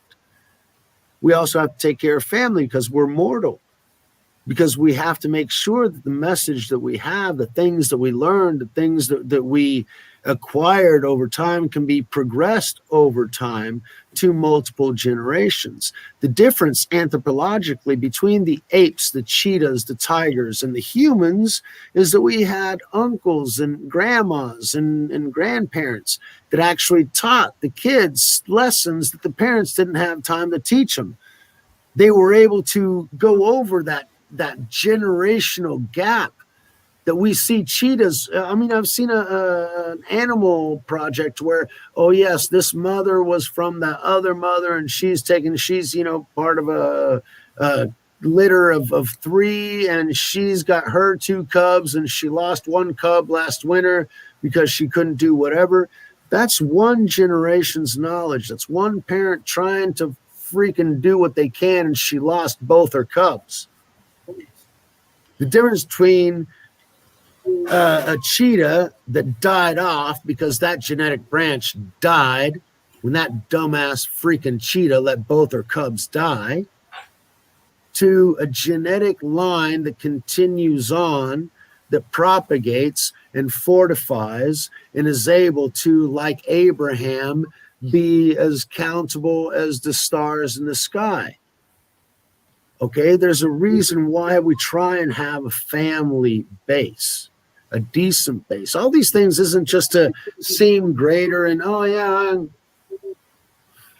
I did this, so I'm a better human being. I did that, so I'm a better human being, so you should treat me better. No, it's got fucking nothing to do with that. It's got more to do with Ryan's stoicism, which is, look, do the right thing, fuck everything else, and do what you need to do. Because everything else will sort itself out whenever you're doing the right thing. And that's stoicism. The idea of stoicism is to have that path before you and walk towards it. And my idea of Christianity is that we sat down with God, we chose our destiny, that's our path, and we want to get back to it. And yes, it's my perspective, and that's why I'm trying to write the book for. And then you're putting Mark Fiorentuna's last. You got to put up mine on Saturday. I'm going to have half an hour on. I was going to say I'll share that with everybody, but you just sent me a picture. I can't. If you have any text the picture. So just shout it out or type it out. It's going to be on the 24th, Saturday the 24th. Yes, Orion, it's going to be with one of our guests that we had, Leo. Leo, make sure exactly. make sure to mention Leo, and he's the one that got us all Absolutely connected. mention Leo. He's the one making everything happen. There are 4 speakers that are going to be on. It's Leo's channel, it's Leo's network, and everything else. It's going to be good. I thought I was big shit. No, I ain't nothing compared to the guys that are in this group. So I'm going to see if I can make my voice be worthwhile. But So, Michael McIntosh, I have another guest coming on in the middle of August who I think you'd be interested in hearing from. Have you heard of Peter Moon? Peter Moon. Was he the guitarist in Fleetwood Mac? No, not that Peter Moon. But yes, his name is also Peter Moon. I know exactly who you're I talking love about. Fleetwood Mac, Peter man. Moon. That awesome fucking group. Was she a witch or not? Well, that was Peter Green, actually. Yeah. And Keith Moon. Is he the love child of Peter Green and Keith Moon? Holy shit! Now that's a shroom trip. Jake, show your shirt again. I got to see that shirt again. Have a nice trip. See you next fall. Love that tea. Love that tea, man. Don't forget to go outside. Oh, nature is the best trip, man. Nature is the best trip. Watching the grass grow. I'm gonna give a little bit of Nothing a better reference than watching to- the grass grow, man, and understanding what it is that you're seeing. That's a fantastic fucking feeling. Always have some sugar water if need be.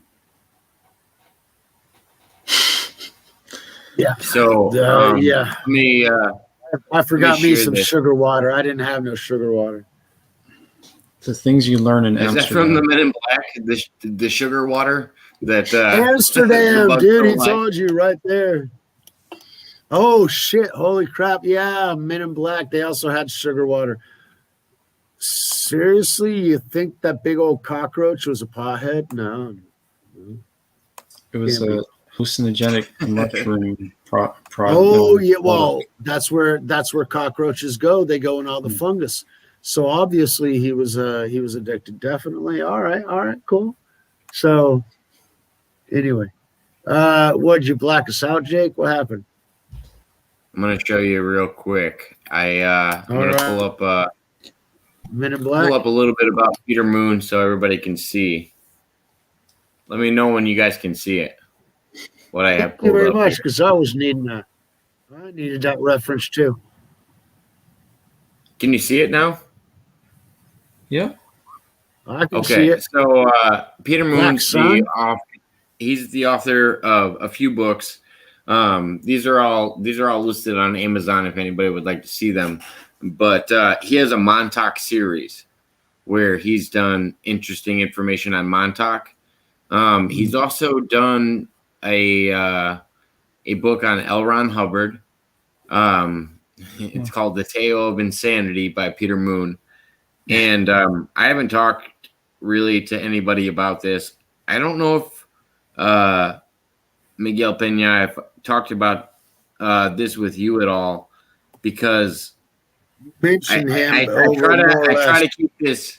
I try to keep this very offline, but I Oh, do have a slight connection with Scientology that I might touch on with Peter Moon, but he's going to be coming on in the middle of August. Yeah, What he's kind of got a book connections on do you have to Roswell. Scientology? What's that? What kind That's of connections interesting. do you have to Scientology? What connections do I have with Scientology? Are you Mission Impossible type put in, or just I read a couple of books by L. Ron Hubbard put in? If Because I've read some books by L. Ron Hubbard, and I went to the Scientology library there in Boston. So I'm just wondering. I'm from Boston. I've talked to members of the church in San Francisco.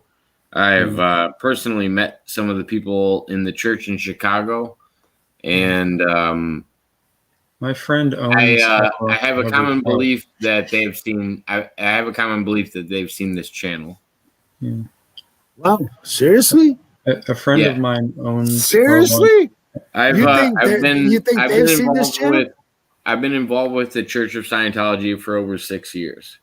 Oh, okay. So aliens bred us all. My friend Isn't owns. that what L. Ron Hubbard basically said? That's Sort of. according to Scientology, that's higher information that is detrimental to people below their level on the bridge. That's basically it. All right.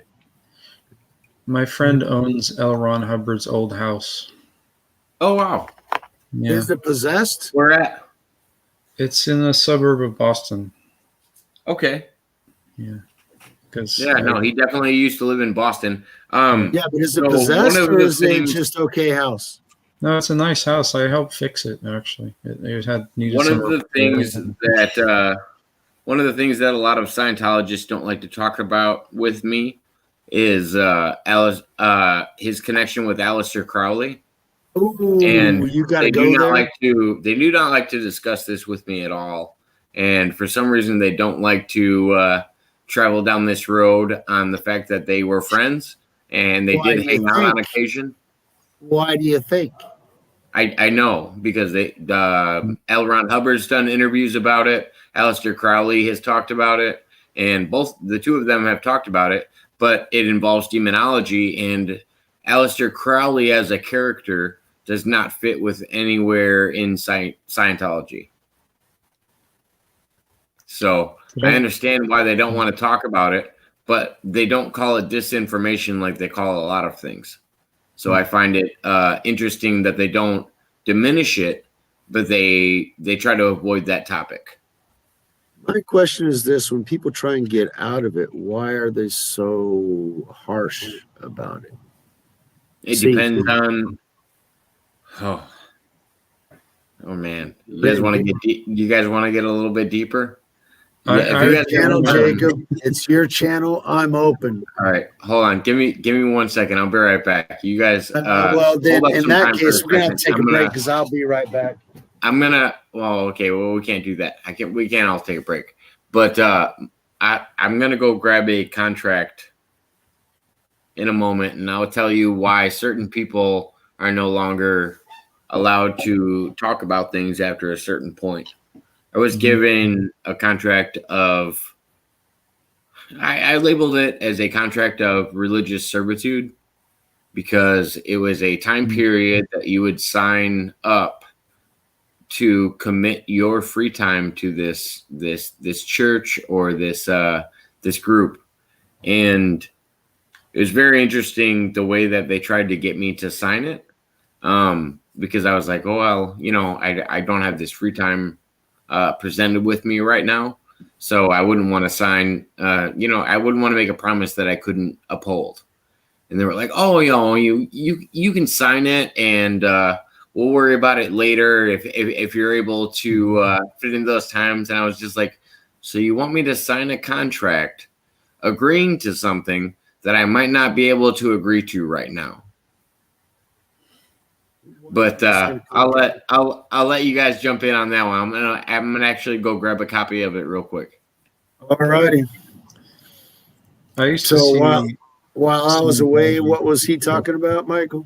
Oh, a contract relating to how the Church of Scientology basically conscripts people and gets them to commit to their organization without them basically being able to fulfill the contract. But You got to give everything. yeah, I used to see those guys around all the time because I lived right in the city of Boston for a long time, and It's right there. It was based out of there, isn't it? yeah, I think so.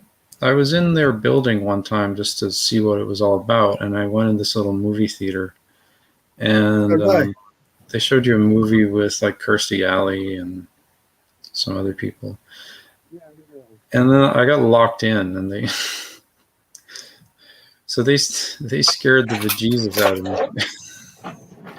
How did they scare you?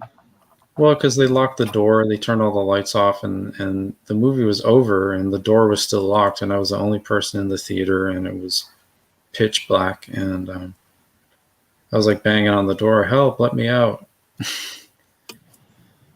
And I think I've been clear ever since. That's bizarre. How did you get into that theater by yourself?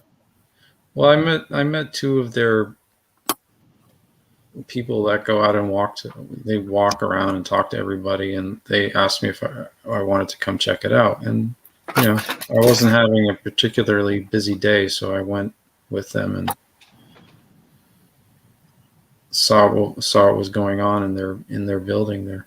But they locked the doors and you got locked in. Yeah, Now they locked me in. Yeah, everything about them is bizarre. It's so secretive. It's so controlling. It's so, over the top. And, some of those things I can understand, but they're not sustainable. It's not something that you can maintain over a long period of time, like millennia. I mean, what is a lifestyle that you can actually maintain for thousands and thousands of years? Being kind, being gentle, having a family, being good to your neighbors. Okay, those are things that allow society to grow and sustain for thousands of years. That is what a belief system should be based on, not dominance or destruction or complete fucking subservience or whatever some would put in. Jake, you're back. Let us know what contract you had to sign. So this will be my mission of this will be the end of whatever pursuit I had prior to this, because I have a feeling if anybody is watching this channel, because I keep everything my public name, I keep my Facebook public, I keep all of that stuff public because I'm a very open person, and I don't try to. Don't show fuck all. I want to still enjoy life with Jacob Waters. I don't want you disappearing because you showed something you shouldn't. So fucking keep it private, whatever the fuck, and we'll keep on. No. I do want to make this public because I think people need to know about this. And my pursuit in this, in the 5 years that I was in it, I've learned a lot about the Church of Scientology, some of their practices, and some of the things they had. But I'm going to present the contract that I was given in Chicago, Illinois, by some of the church members. I don't know if the text will be reversed or how it will come up. Oh no, it's coming up right. Church of Scientology. Okay, so this is a universal contract that they give everybody at all their churches. You're supposed to apply the text to the church that is applicable for that region. The first thing I want to note is this one is from Chicago. They're building a new church right now. They were trying to make me become a member. And gotta give up everything to them. That's where the beginning games come in. The beginning games are they pitch this to you with an offer of housing, because what they basically do is they put 150 members of this church up in what I would consider dorm rooms. I have a local college in my town where I would reference it as dorm rooms. They're going to stack all of these people on top of each other and have them work for less than minimum wage. It's specific in this contract that they do not have to pay you minimum wage. You're signing and agreeing to that. That's inside of the contract. But the one thing I wanted to read to you guys or show you guys is, I'm going to see if I can read it on the screen, is the Pledge of Religious Commitment. And it's the first paragraph, first few sentences of this whole contract. Let's see here. pledge of religious commitment. All right. I'm a Scientologist.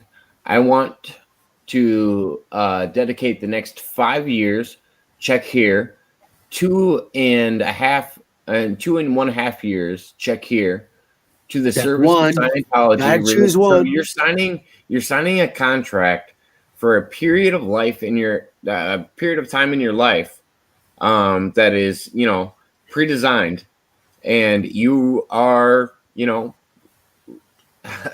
contractually bound to these people.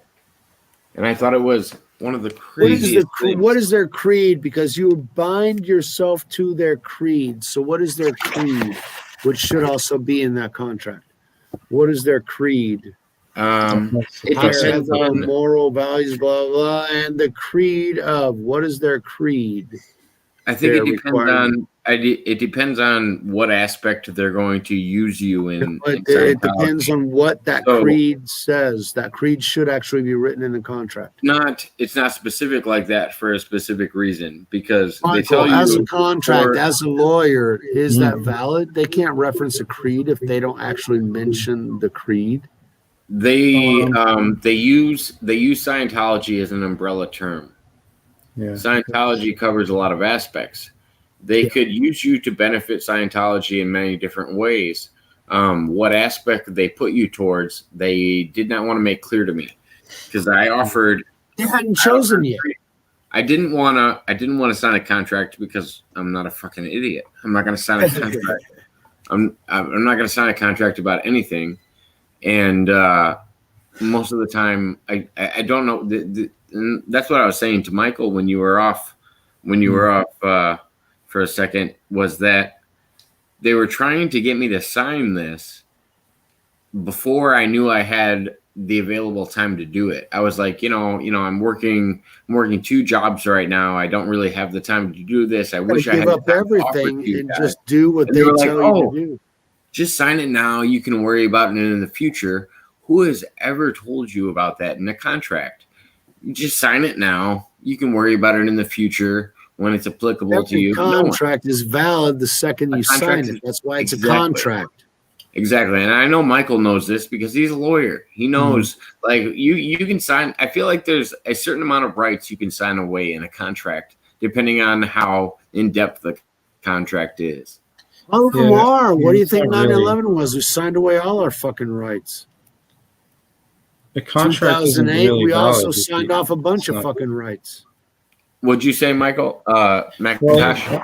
the contract isn't really valid if it's not adherent to the law, So, I mean, I could say Can a contract ever override the law? No, If you agree to Yeah. do something illegally, are you Uh-uh. law contractually can bound? also not override the Constitution. You have those two bases before anything can actually I be. honestly didn't know that because depending on certain things, I've wanted to take this farther. Like I said, I've been doing this for 5 years, and it's gotten my family involved. It's gotten a lot of people involved, and it's interesting how far they've taken it, because I've documented the whole thing. I have emails from the last 5+ years of people That's saying all with you. You're the lawyer. very crazy Well, things to me. I think we could bulldoze them first. But What's that? I mean, I don't know. I'm making a list. Bulldoze what things? The Church of Scientology. I'm down for it. If that's on the Beginning. presidential, that's got to be on there's an executive order for that, right? Well, there's this thing called the Constitution where There you go. I'll be in charge of external affairs. You know what? Jacob can be in charge of internal I don't even affairs want as you to well. take them out. He can clean house. You're president, and I'll take care of the outside. He'll take care of the inside, and you just tell us where we're doing something wrong. I don't want you to take them out. Man, 2024, is that when you said, or 2028? When are you going to be president? 24. Yeah, 24? I'm running for 2024. I mean, I don't think I'd ever get reelected anyway. I mean, I'm talking about bulldozing the Church of Scientology. So You're getting elected reelected on board. 6 years later. Oh, We've maybe already I'll- talked. Michael, don't act like we haven't talked about this. We got Yeah. plans for you. All right. a long time from You 2028. got plans, but he's already seen the future. You can't argue with somebody who's already seen the future. He's going to All tell right. you what it's going to be. Well, I'll talk to his son. Me and him have both seen multiple timelines, and we know the possibilities that this future could go, and that's how I'm going to phrase it. So, but no, what I was going to say. Have you traveled in time now, Jake? Now that's a new one. I No, didn't know that no. one. I'm not making. I can't make that claim. I wish I could, but no. I was making the claim that I could see multiple timelines, and this was a possible outcome. Yeah, I would. I could I don't see know, I mean, myself as dealing with relations with exterior countries. Under Which one Michael's should we bulldoze tutelage. first? Like, I don't want you to. There are lots of so- things that so I would as a- love to bulldoze in the exterior as well. Just give me a list, and I'll make sure it gets done. So as do a you guys president, know- I don't want you to bulldoze Scientology. Yeah. I want you to let it, self crumble. I want you to take away their religious status first Well, and just see what sometimes they happens need- after that. Yeah. Well, sometimes they need a little help, a little overhead. Oh, that'll do it. air Take away fire their tax something. exemption. Take Yeah. away their goddamn tax exemption and make the people participating in it have to pay even more because Yeah, but then you'll take away everybody else's raised the prices. exemption, Jake. You got to have something more specific. Otherwise, they'll take away everybody's tax exemption, and we're all fucked. You could make think an, maybe you could some make an, tanks? you could make an executive order to take away a religion's tax exemption. They'd have to prove it in court and then remove your executive order. But at the same time, you could still make an executive order. The best example of that is everybody making fun of Donald Trump when he made the most executive orders of any other president. And then Biden followed him in doing the same thing. Yeah, when Obama had done the same thing and Bush did even worse. I'm just saying everybody sets these standards. It's always the Yeah, of person course. before. They're all fucking hypocrites, Jacob. That's the whole thing. Yeah. Don't be a fucking hypocrite by complaining about others when you do the same fucking thing. Thing is, you can't do the same fucking thing. That's the key. When you do the same fucking thing, you got to call it out the same goddamn way. Why? Because wrong is wrong. Doesn't matter if it's on your team or the other. I mean, the thing that makes your team win is because your team doesn't do shit wrong. Period. I mean, that's the objective. In What about tennis, in the long what- game, you always wait for the other guy to make a mistake. If you try and make a kill shot, you might make it, you might not. You increase your probability of mistakes. And so you wait out the long game, and eventually your adversary, through tiredom or lack of discipline or lack of training, will make a mistake. And so you wait for them to make the mistake. In chess, it's the same way. Somebody will leave the door open. You play enough moves, they're going to make a mistake, and then you can go in for the kill. But you can't go in for the kill until they make a mistake. You play on their mistakes. Now, the swamp has laid lots of What about freaking all those mistakes. Catholic priests? Do you think they've made enough mistakes? They are going to burn. Absolutely. Why? Because there's one who doesn't forget any of the mistakes. With Who overhead doesn't accept firepower? there's somebody who doesn't accept any of their excuses. When they come to him and say, I did, yeah, really? No. Ciao. Hey, you guys want to read something fun? Go for it, Jake. Let's see here. This is called The Resolutions of Problems inside of Okay. this contract of religious servitude. It's number 5. Let's see if I can bring it up on here. Whoop, whoop, whoop, whoop. All right. Since my relationship with the church and my fellow staff members is strictly religious and based solely on my deeply held spiritual commitment to the Scientology religion, I believe that any problem that may arise out of this relationship is also strictly religious in nature. Therefore, that any problem between me and the Church of Scientology, whether the church or any other Scientology church member,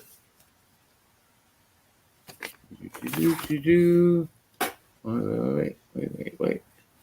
There you go. or related Or related organization, organization. or any fellow staff member that may arise during or related to my service on staff is to be handled in accordance with the doctrines of the Scientology religion, including the chaplain and the Scientology ethics and justice procedures as followed. So they then give a Sounds list like Sharia law. Each one they has then their give own a little list law. of the ways that you are allowed to handle a problem in the Church of Scientology, because you have given your rights away to acknowledge it as a lawful matter. It will not be recognized in a court of law because you are both participants of the church, and so the church is responsible for resolving the conflict. That's Yeah, what no, they Pilate's basically go problem with on to Christ was. say, Pilate yeah, they says, this basically got go on nothing to to do say with that you Rome. can't have. You want to kill this guy? Why do I have to do anything? This They isn't basically Rome's go on to problem. say This that is you the can't Hebrew have problem.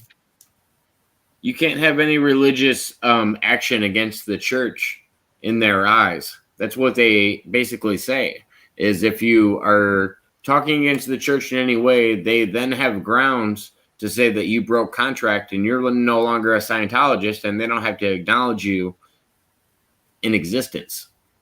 I don't know. It's very interesting how the phrasing of some of this contract is worded. I'm thinking about doing a podcast soon, and I thought Peter Moon would be a great person to do it with.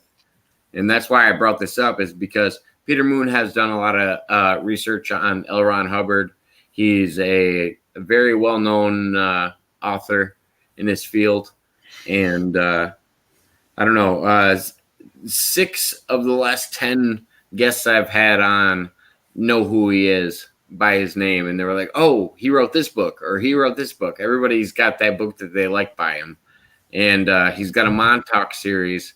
And I'd actually honestly like to hear Rocco's view on Peter Moon as well when I get a chance to talk to him about it. But I haven't. We don't have a set date in schedule yet. So, hi Zachary Kim, glad to see you're tuning in. I was going to say he had mentioned hi, and so I wanted to get back to that one after the topic. So, yeah. What about the listener is always welcome. Thank you very much, Zachary. Oh yeah, they wander in. We have them all over the U.S. from California to New York. So, should the Mormon Church be bulldozed before the Scientology Church, or what? I don't know which to priorities. One false church in front of the other. Yeah. What about all at the same time?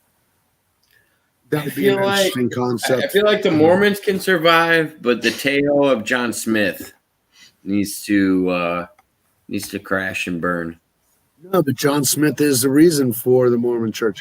Anyway, Michael, like you had mentioned is also written about. It will happen. It's after the Great Awakening, there will be a great falling away. And the problem is that there's going to be a lack of religion in the land, and people will be hungry for the word, because the word will be absent, because all will be destroyed. Unfortunately, that's what's going to happen. I don't want it. It's not what Do you think it's going to be by? Do you think it's going to be by God? Is it going to be a Revelations type? By the system, the world is going to eliminate it. That's what's going to require God to come back to say, y'all motherfuckers forgot who runs this shit.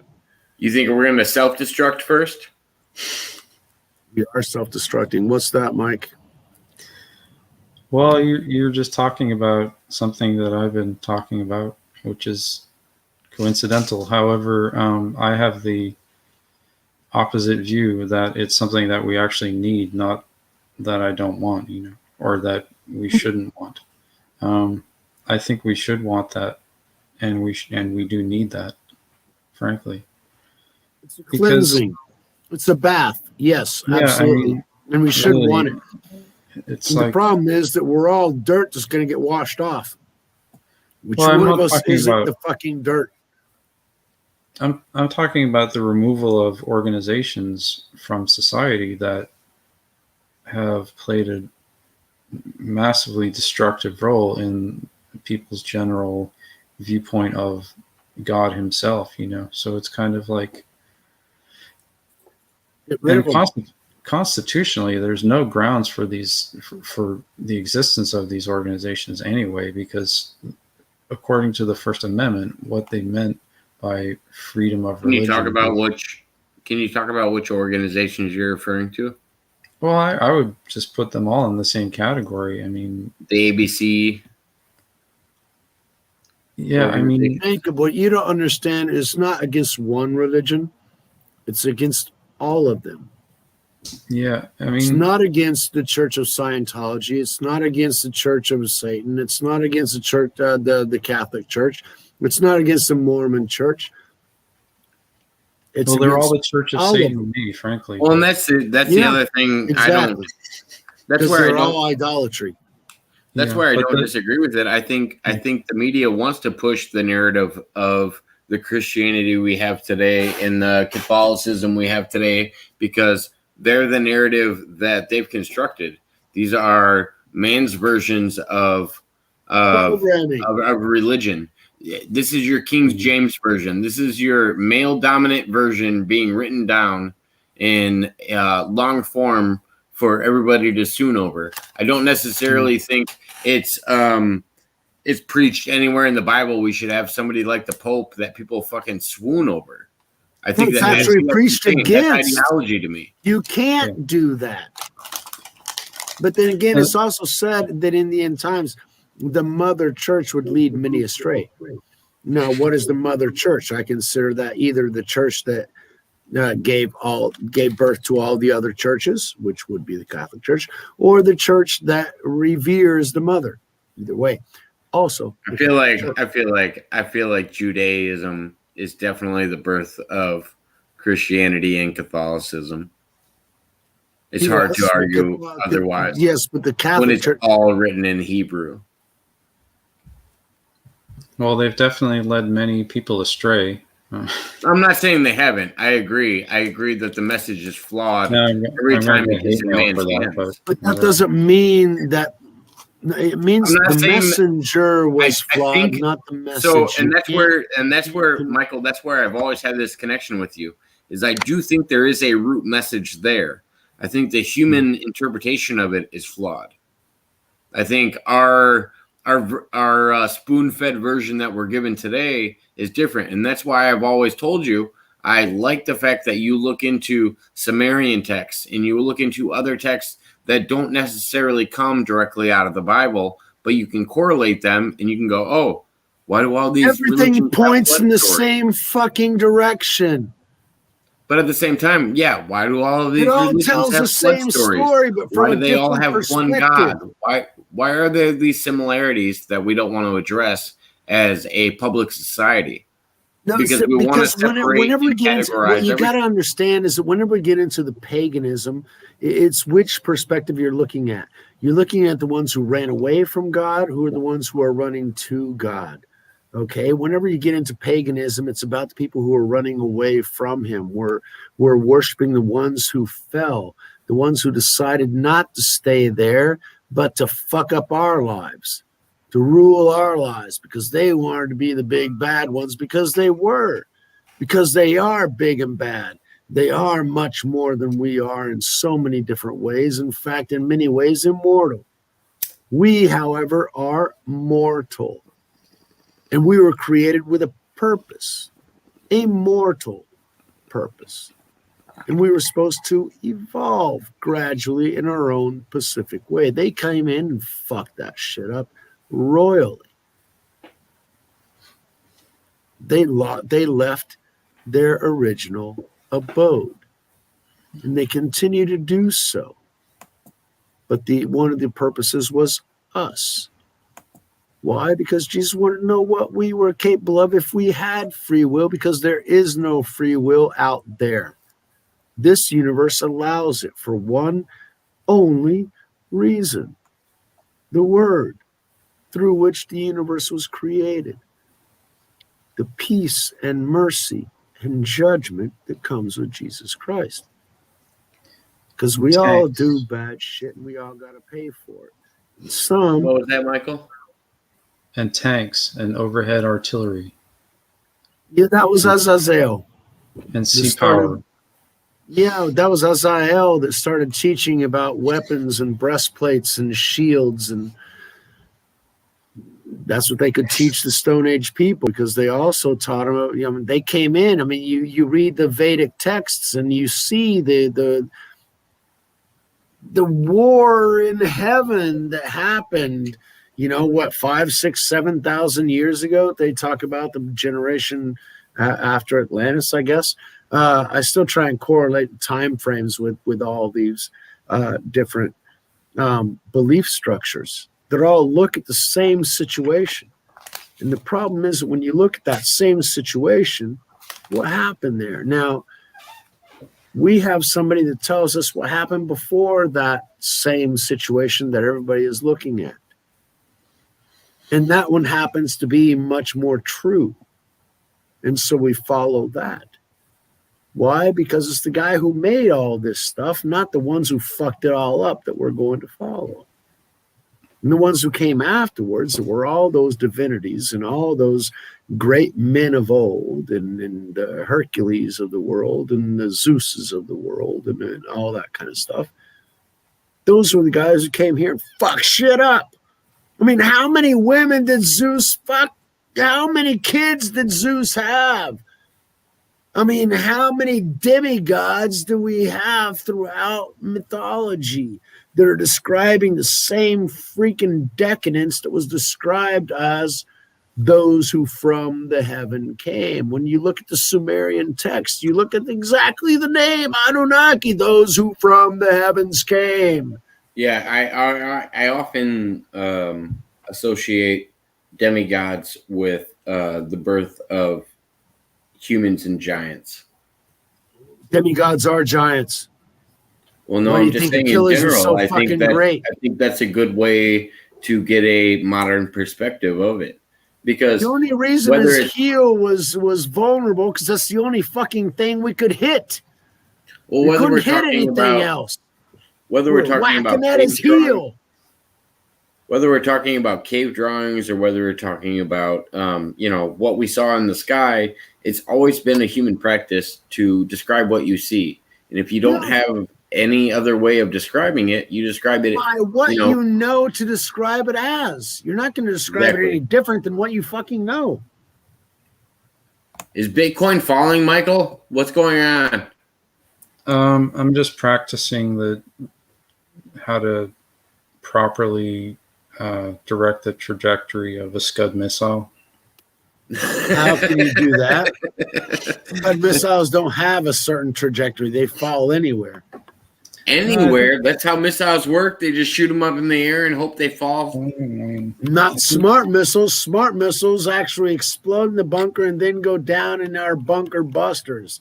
They I've heard we have below some the wild buster. ones, like DNA searching ones. Oh, no, those are coming. Wait until they get the Neuralink in there, and then they'll be searching on their wavelength. I think the Mormon temple is big enough that you wouldn't have to really be too accurate. Oh, no, Michael. a cluster bomb will take care of that one. You don't need to spend $100,000 on a smart bomb. A $20,000 cluster bomb will get that figured out real quick. Yeah, a couple I of, mean, economics, man. couple of tanks, even Spare maybe. your weapons for the real things. A couple of tanks, maybe some Air Force. You don't even need that much. I mean, one tank, maybe No, a but couple you want of to make a spectacle of it, you know. Oh yeah, Yeah. that's the American way. well, in Make it- that case, fly a couple of F-35s overhead. Make just it nice for kind YouTube. of put chalk up in the air, and then you hit it with one Abrams tank, and then you throw a bunch of guys in there with M16s and detonators, and you should bring the whole thing down. It's all cost effectiveness. You know, that all of that is still cheaper than $20,000 cluster bomb or $100,000 smart bomb that will take it down and nothing else in the region. It'll take only that down. And And that of course, sort you of want to thing. make sure there's nobody in it because you don't actually want to hurt people. You just want to take away their stupidity. Right. How would you take away stupidity if you allow the stupid people to continue? Yeah. Well, we they can't won't let them be- reproduce, can we? They won't be. Well, they're continuously- all transgender anyway. They don't reproduce. I mean, next generation's fucked. I mean, we won't have a next generation.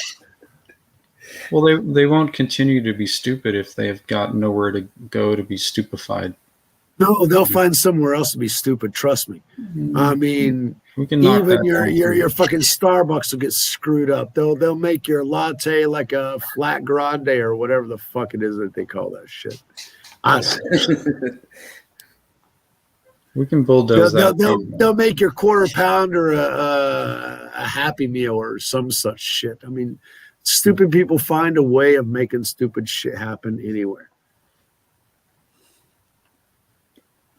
Yeah, but you don't Which want to enable brings it me back to the topic to where maybe that's the reason why they're forcing everybody in these advertisements and these mandates and everything else and these passports obligating everybody to self-eugenicize.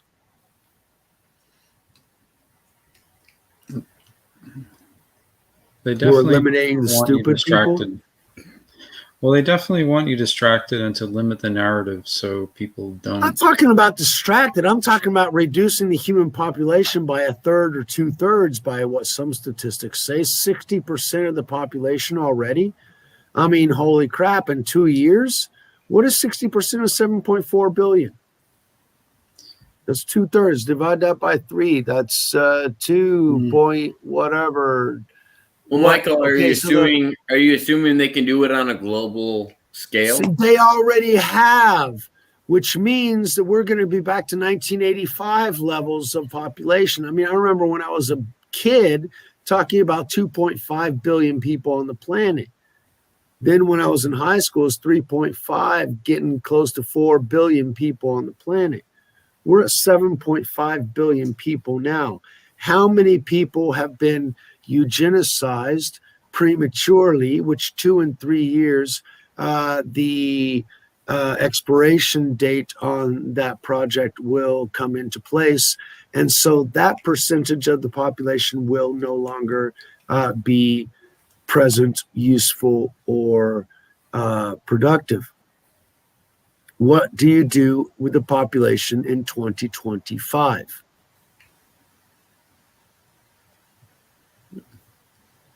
I've got some good ideas.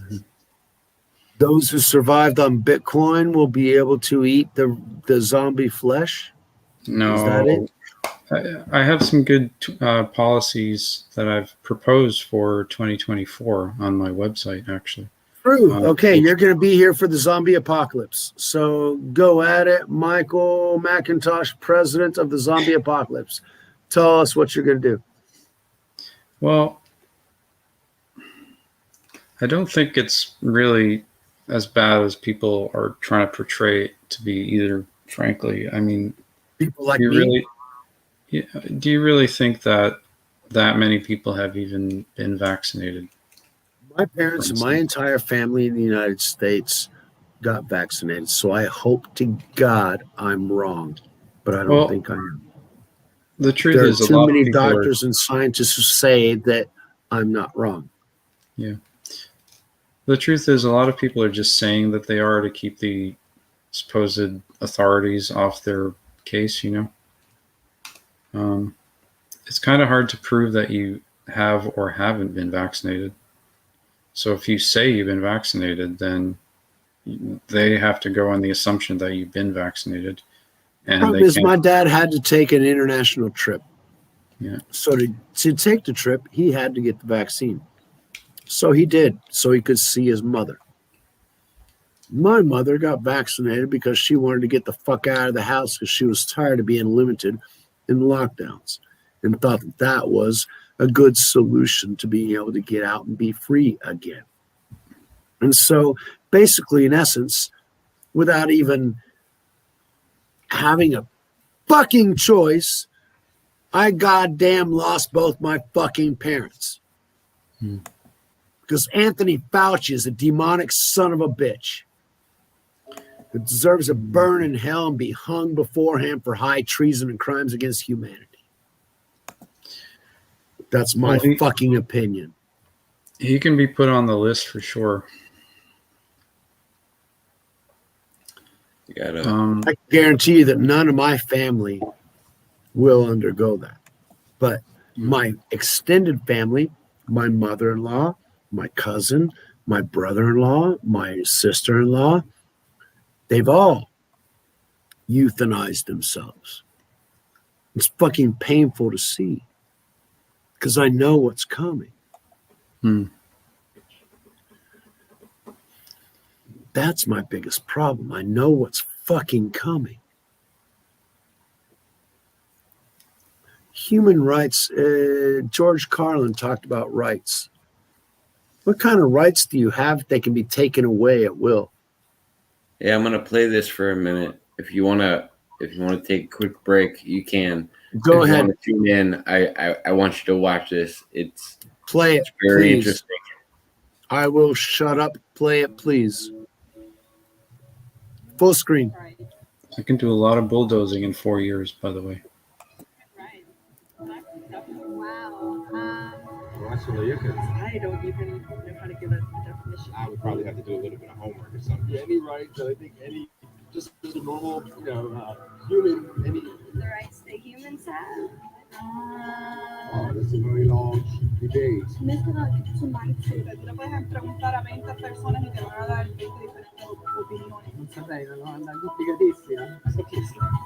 We just take it for granted that they're there, but we don't even consider what they are.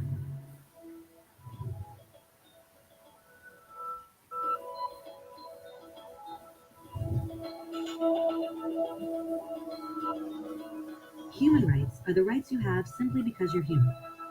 It's how you instinctively expect and deserve to be treated as a person, like the right to live free, to speak your mind. Life, liberty, and the pursuit of happiness. There are many Exactly. rights. Most apply to a certain group. But human rights are the only ones that apply to absolutely everyone, everywhere. That means kids, old people, poor people, basketball players, garbage men, rappers, teachers, Africans, Indians, Albanians, Christians, Muslims, Kabbalists, atheists, your mom, your dad, your next door neighbor, and you all have the exact same human rights.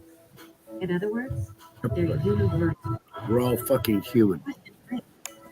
What are they? Treated with respect, So kindness. The right to live, Equality between all peoples. Right to religion, the right to. I stopped that video. Do you see how clean that's a 24-hour, 7 days a week live chat that they have going on 100% of the time on YouTube. Seriously? I hadn't seen Yeah. that one. It's That's cool. always running. And Human rights. they have I'm just saying in general, those are the topics they get. You see human rights in the tab. They know how to manipulate clickbait as well. They're not naive to it. It's interesting to see that everybody's, coming forth and being able to tap into these random, synchronicities where, I can get somebody's attention by doing this. Online, there's nothing random. It's all directed. They want you to feel a certain way. Remember, it's all directed. I mean, as long as we're not together physically, they still have a sense of control. They can still monitor, lock down, or shut down communication that they don't agree with because they're constantly in control. Now, we don't have individuals. We have fucking algorithms listening for specific words, not just in what we publish live, but what we actually tape in private. They've got freaking everything. But where do they store it? They've got storage, comes out the freaking wahoo. Google actually has an entire simulation of every single human being on the planet already running algorithms trying to predict what the fuck we're going to do in the future. Because we're all predictable fucking robots. Because we're mindless. We do the same goddamn thing every day. We're predictable. We don't change anything. And so they can use that to predict exactly what's going to happen in the future, what they can alter to make sure that what happens is also altered. And so they're completely manipulating everything from gas prices to inflation rates to what your wages is worth, to what exchange rates are going, to what stocks are worth, to what gold and silver are valued at. It's all fucking manipulated. Why? Because they want complete, absolute, goddamn control. Because these demons, they want everything. And the only way for them to not get everything is for you to guarantee yours. Make sure you don't have to take that fucking mark or didn't already take the mark, because some have already taken the fucking mark. Some of them are in my family and it pisses me off because they didn't need it. I just said everybody in your family, it sounds like. Took the fucking mark. That would drive me nuts. That would drive me nuts if people wouldn't listen to me about anything. But, you know, people have their own free will. They're going to do what they want and, you know, get the outcomes that they choose.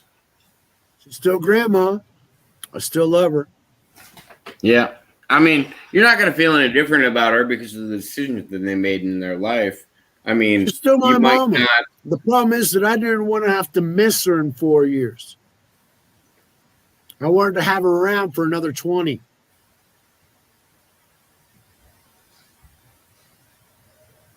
See what I'm saying? Yeah. But these motherfuckers couldn't deal with it because she's going to be on Social Security for the next 20. They prefer to deal with her Social Security for 2. Brainwash her for the rest.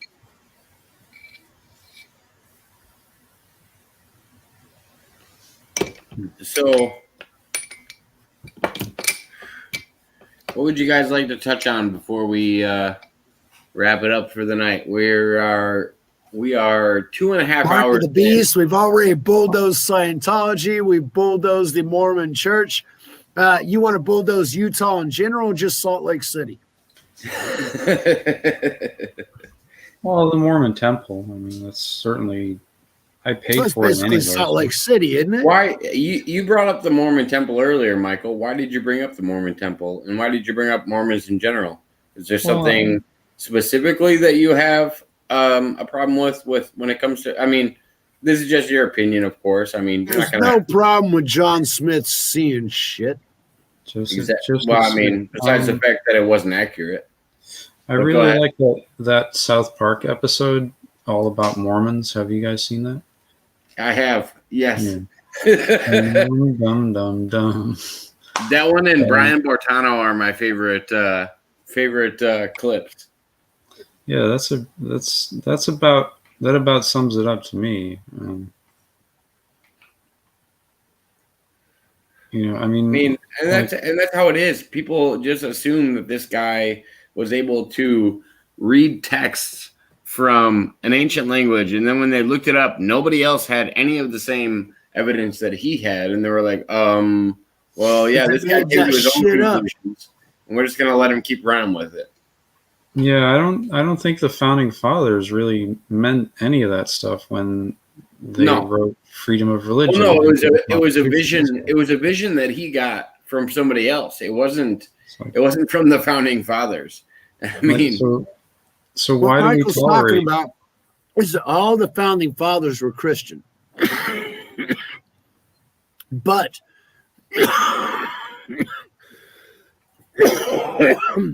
they had Puritans, they had Calvinists, they had Lutherans, they had Anglicans, they had all kinds of different Christians who couldn't agree on what kind of Christianity the country should be founded on, because it should be founded on one religious church and principle like every other country in Europe was founded. And they said, no, hold on. We're not Calvinists. We're not Puritans. We're not Lutherans. We're not Catholics. You know, we're going to accept all your religions as general. Yeah. None of them in that point would have said, hey, we're going to settle here a church to hail Satan. They would have said, get the fuck out of here, burn that son of a bitch, because he's a werewolf. But even then, it was 1776, and it was a few hundred years ago now. So at that point, even there was no way for them to even form a general consensus belief system anyway, because it was Really? still, well, yeah, because it was still coming out of the Almost 2 millennia after the Roman freaking Empire, they still couldn't figure out what kind of religious system they wanted. no,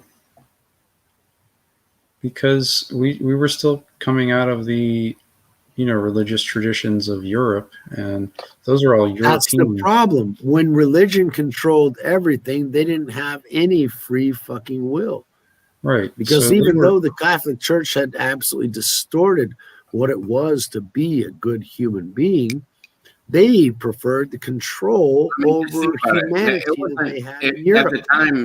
At the time And when so you the were U.S. thinking about- wanted to get the fuck away from that control, and that's why we decided on that freedom of religion, is because, look, be a community.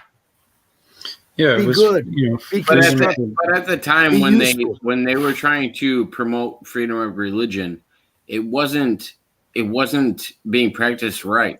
Like whether you want to look at Catholicism or whether you want to look at Christianity and the Christian Crusades, All twisted People do by not- materialistic needs. humans, like I've always said from the beginning, humans are corrupted and they promote the wrong message in religion. A great example is the Christian Crusades, where they tried to kill people that didn't believe the same way they believed. I mean, it was them trying to get the Bible across to everybody, but at the same Hold time, on. it was the Jake? wrong way to do it. Jake, there I gotta. It's your channel. I gotta let you go. Oh no, However- go ahead. No.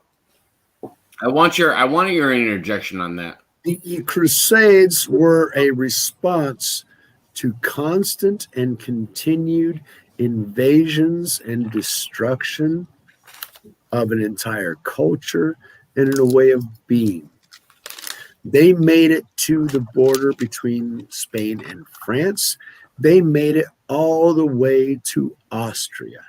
But with that, where they were trying September to, 11th where they were is trying to make important. their own. September Where they're trying to 11th make is an their- important date because September 11th was the last day of the advance of the Ottoman Empire. They lost in Vienna, Austria, and continued to retract from there. That But is where why they were that trying date to is- make their presence known with that religion, they were trying to say at the time that their religion was right and the ones that were pushing against them was not right. That's what I'm saying. It's always been this battle of who's right and who's wrong. And Yeah, well- we have all of these religions that are based on the same things. And I think that's Problem is- the hardest problem is the human influence on it. 1980s, I said stability was formed by MAD, right? What is MAD? What is MAD? Mad is in the term that we have for it today. Mutually assured destruction. United States Okay. versus Soviet Union is I mad. don't fuck with you. You don't fuck with me, and that's okay. You keep your shit. I keep my shit. All is good. You try and take my shit. I fuck your shit up. That's a general fucking agreement. Mad. Now, when the other party doesn't respect you because they think you're too much of a pussy and you're not going to defend yourself, they take whatever the fuck they please, which is what they did. Europe gave up Spain and gave up everything in the Balkans east of Austria. They gave up everything. And then they said, no, we got to take this shit back. Because these abusive motherfuckers don't give a shit. And if we bend over, we're going to get fucked. So excuse me, but get your shit out of here. And get your shit out of here as far as we can get your shit out of here as possible. And so they beat their ass back as far as they fucking could. And we continue the same goddamn battle. Why? Because the motherfuckers in that region continue to call up the Crusades as a justification. which was a response to their fucking abuse. The Marines were created because of the Barbary coast of Libya, which are those pirates that took over everything because their belief system told them that they could have slaves. In fact, slavery was started by them. So we can't fucking, some of the first slaves were white because of them. I agree that the Marines were started because of pirates and because of their beliefs, but I don't believe that the Marines were started because of those specific beliefs. No, because they don't respect anybody else, and we got to protect our shit. You want to be respected, you got to have a big ass boat and lots of cannons to make sure they don't come over and take over your shit. Oh, I mean, and that's They the can whole believe idea. whatever they want to What I was believe. talking about. That's what I was talking about earlier with the U.S.'s debt. That's the whole idea of the U.S. debt is our military covers our debt. We don't worry about our debt because our military is over and beyond that, where we don't Petroleum actually spend it at covers any our point. debt. Petroleum covers our debt. That too, but I mean, but that's only petroleum that we've, achieved over, a war stance. I mean, the oil fields that we've been able to obtain through the Middle East and the oil. No, sir. No, this sir. all- No, sir. No, sir. And that is the reason for the beginning of the last three wars that we've had.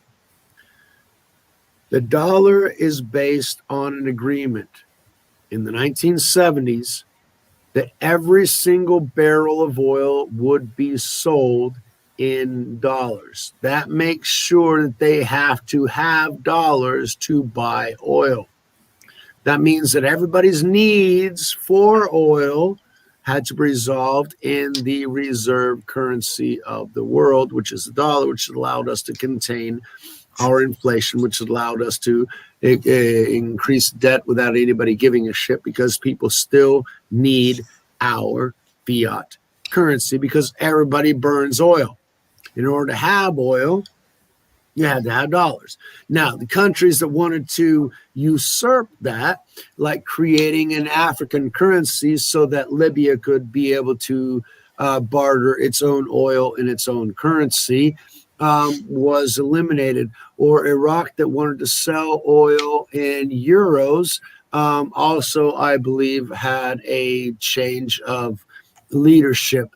Or other countries that are changing the currency of selling that product in other currencies now either no longer exist or problematic, but we are reaching the end of that cycle, which means we don't know what the fuck we're going to do. If they're selling oil in any currency, that means the US dollar needs to be based on the same criteria of evaluation of every other currency on the planet, which means we are no better than a third world country unless we prove we are. And our military can help, but if our reserve currency is based on oil and that's no longer makes us a reserve currency, and now they released $850 billion of special drawing rights for the United Nations, fortifying the basis of the international currency of the special drawing rights, means the United States doesn't pass, is no longer a reserve currency. It would begin to be one of the other currencies, like the euro or the franc or the Japanese yen or the Chinese yuan or the South Korean, I forgot what currency South Korea has. But anyway, we would be one of them, which means that we would have the same inflation cycles and interest rates and everything else that the rest of the world had, that we could say, hey, you got problems, we don't. Yeah, because we got the dollar. Dollar will no longer be exclusive or preferred. And so we'll be in the same base as everybody else. And guess what? Everybody else's life fucking sucks. It has been a benefit to be an American for the last 50 or 70 fucking years. There's been a huge benefit because of the currency, which is fortified by the military, which is fortified by petroleum, which is fortified, which is in everybody's trust in that when we carry out debt, we're going to pay our fucking debts. Now, when Argentina takes out debts, you're going to say, when the fuck are you going to pay me? Well, I think I'm going to pay you next year. Why the fuck? You got 3 other debtors that you should have paid last year. You didn't pay. So who's going to guarantee the next year you're going to pay me? So they don't have trust in that government. And so Argentina's monetary situation is fucked. Now, what happens to the U.S. when they say, no, I don't trust you. You tell me you're going to pay next year, but I don't trust you. You're going to have to pay me more to make sure that I trust you. That's what we had in 2008. Now imagine 2008 multiplied by 10. And that's what we're about to face. Hunger, famine, inflation, we're fucked. And this time, there ain't no solution that's going to take us out of the 70s stagnation and keep us from being a third world fucking nation. With China telling everybody what to fucking do. And Russia always doing whatever the fuck it is Russia does because they don't give a shit about anybody and they don't take orders from anybody. I wish the U.S. had the same fucking balls to do that. But we have Biden as president, which means that, no, that's not an option. Maybe with Harris as president, she's got more balls than Biden. But still, I prefer Trump for this fucking situation. It's only a matter of time. Don't worry. Harris will get in there and Kamala will take her, Kamala Harris will take her throne. I think Pelosi is wanting her place. She's wanting them both out so she can take control. So as long as they're fighting each other, they're destroying everything else. And that's the problem. They're not focused on making everything else better. They're focused on destroying themselves and their adversaries so that they can improve. And that right there is the reason why everything goes down to hell. Because you got to focus on building things up. Administrating a business, being a business administrator, you can't be putting out fires all the time. That's why you hire people to put out fires all the time. Because what you got to do is like Jeff fucking Bezos, build a rocket and shoot it to the goddamn space and come back. Why? You got to have an objective. Whatever objective that fucking is, it doesn't matter. But you can't face that objective as long as you're putting out fires all the damn time. The fires mean to be to improve your processes so you have less fires in the future, but you still have to progress towards that ultimate objective, the company, that your person, that your destiny, that whatever it is has to reach. And without that focus on that future growth, you're just putting out fires and you're never going to grow. And eventually the fires are going to consume you and you're going to be going the way of the dodo. So if you just focus on fires, you're a dodo. But if you want to grow, you focus on where everything needs to go. And that's the basis of my book. I want to teach people that specific message. Forget about the river. That's where we've been, but the thing is, it's a different Each world. generation has to get there again.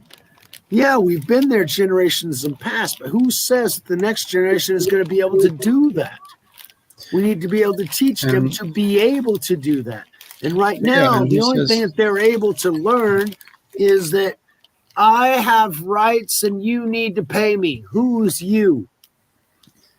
They're expecting somebody else to pick up their fucking boots. Everybody's expecting somebody else to pick up their boots. I don't mean to be disrespectful, but I would say that that's what my parents' generation have done. And while they had all the power, and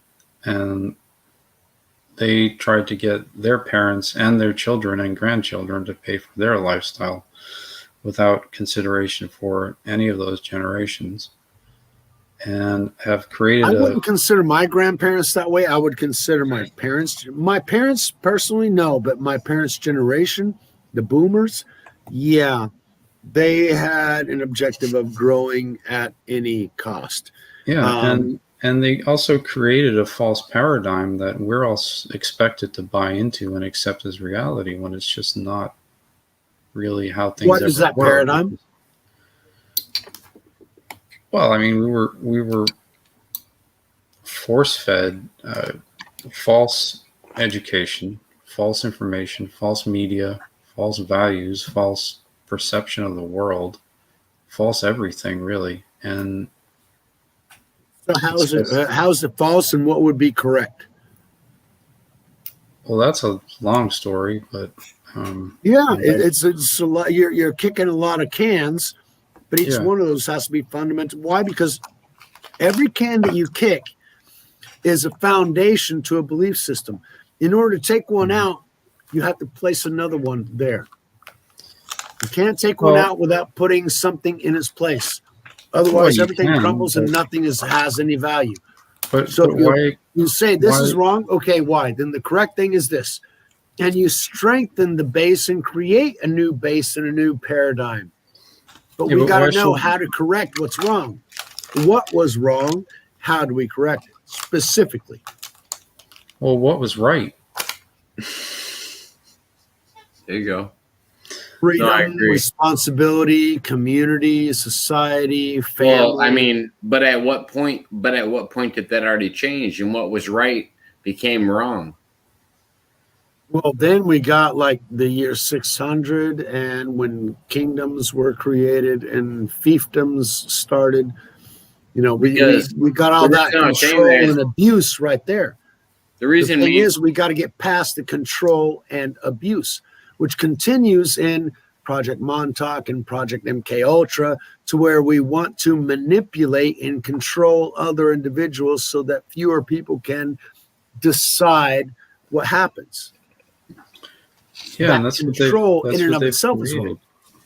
But it's What? a false paradigm, and the truth is they don't really have any power that we don't allow them to have. It's just it's a matter of just realizing that it's a gigantic fabrication, and you don't have to accept it. It's Absolutely. But how do you convince them? In what system can replace that belief system that they have that government controls everything and tells them what to do?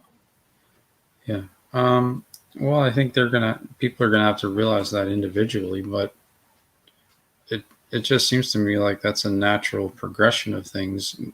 Most people that I know, most people my age and younger, definitely don't plan on allowing that to continue if it even happens to them at all. It's like, What choice do they have? What else can they do? there are plenty of ways to circumvent things. I mean, Besides Bitcoin? you just have to be a little bit imaginative. That's all. People around me have no idea. I'm Yeah, cuckoo crazy just because I see the situation, Mm. much less finding a way out of it. Mhm. Yeah, well, if you continually sort of insist that things are the way they are and that they're never going to be any different, then it can become a self-fulfilling prophecy, at least on an Absolutely, individual level. But Because it that won't- which we want to happen will happen. We create our own future. or that allow we- us to build a new future. What is that Mm. new way that we can focus on that will take us away from this paradigm Forget it. It doesn't exist. We're going to focus on a new reality. What reality is that on which we will focus? Mhm. Where can I we agree with focus our you. attention And on? on that term is where I agree with you is at what point do people decide that they are not I don't know how to describe this. Slaves to the system? Yeah, slaves to the system as well as like without falling into the system, how can you actually make it by without having to adhere? Buy Bitcoin and do what you want. It's very easy. I mean, it's ridiculously easy. We do have a tendency to try to overcomplicate everything, but the reality of that is it's completely false. The simplicity of being successful is like my children understand that because I figured it out and I taught them, and they're little kids still. They know what they're doing. It's crazy. So it's like you just have to figure it out, and realize that it is figurable. You can figure it out. What is it? What's that? What is it? What is the secret to success? Even Marx couldn't write it down in all his books. Marx. Well, And you Marx said your was kids an idiot. figured it out because you taught it to them. What is that secret? Marxism is a whole different thing. He said his kids figured it out on their own. Marx Yeah, is an asshole. we have to, be willing to teach each other and help each other learn and try to benefit each other rather than be forcing everybody into a paradigm where there is no we, there's only I and you. It's like, and do we really even want the sense of we that people are trying to promote and encourage? Oh, that's a we without the me. That's an absence. That's a hive mind. There is no individuality in that. You no longer have free will. You no longer have human rights. Right. There's only the hive mind. And this is what's becoming. Or what has become. So, it seems natural that people realize that that's not the way to go. Could be, but it's not. People don't recognize that still. Well, no one I know doesn't recognize it, but I mean, I would say you're in a good reality because most people that I know don't recognize what's going on around them. Whether we're talking about CV, whether we're talking about politics, whether we're talking about anything, it seems like the general public has a disconnect. Yeah. It's like I talk about focusing on the bark of the tree. It's not losing the forest because of the trees. No, it's losing the forest because you're focused on the bark of one tree and the microcosm of variations within the bark of this one tree. People are so hyper focused, they lose vision of what really is. Yeah, The big perspective. that can happen for sure. But I don't know. It just seems like if that isn't happening to people already, there's going to be some really interesting things that. No, it's been happening for a long time. It's one of the reasons why I came down here and am who I am, because I wanted a general perspective versus a hyper focused. But that's my modus operandi. Well, and that's also what I think is everybody's infuriation with the recent disclosure when it comes to we all know that's we bullshit. We all knew that beforehand. Tell us that's something we because didn't fucking and know. that's what I mean. Most of society has established to their own personal gratitude that they can figure out, there is other entities out there, that the possibility that I'm the only intelligent species in this universe is very rare. And I think it's naive. That's called the think Drake equation, and I already calculated there are over 100,000 civilizations at our level or higher in our galaxy, and that was before we knew that 85% of suns have planets. So that blows it completely out of the water. We are definitely not the fuck alone. Well, I think you can find the same numbers on both sides of the spectrum. The people that think that we're not alone, and then the people that think that we're already occupied by aliens. I think there's true. I think there's a common balance in that. Both are true. We are not alone, and they are here. And they have fucked up our reality, and they're still trying to fuck up our reality. All those hypotheses are true. And then there's a middle ground where everybody's waiting for the disclosure to get to either one of those points. Because I don't want to believe that demons are real. Tell me it's not true. Please, NASA, tell me that there aren't any aliens. Because I wouldn't feel comfortable with that. Okay, there aren't any aliens. Yay! NASA told us everything's okay, like in 1952. It's just they tell us what we want to hear. They're not really aliens. What are they? Interdimensional beings? Also. Yeah, I mean there are just other beings in this universe and this vicinity that can access higher dimensions and generally exist on higher dimensions, but can, what would you call them? Interact with this dimension, these dimensions that we're in, but generally don't, because I mean, it's like that would be like us hanging around with a plate full of bacteria. I don't know, why would we do that? That's not news. That was news from like a year and a half ago, man. Oh, I thought we were working on self-disclosure. I didn't want to jump too far ahead. And if you told me that there was a Tyrannosaurus-like being on the surface of Mars that could kill you if you weren't careful and protected, now that would be disclosure, which we've had on this channel. Yeah.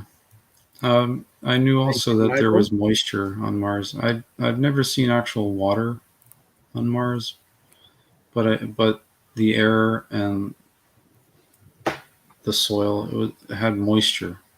I could tell there was moisture. You could kind of smell the soil because of the moisture, actually. I can still smell and taste the soil.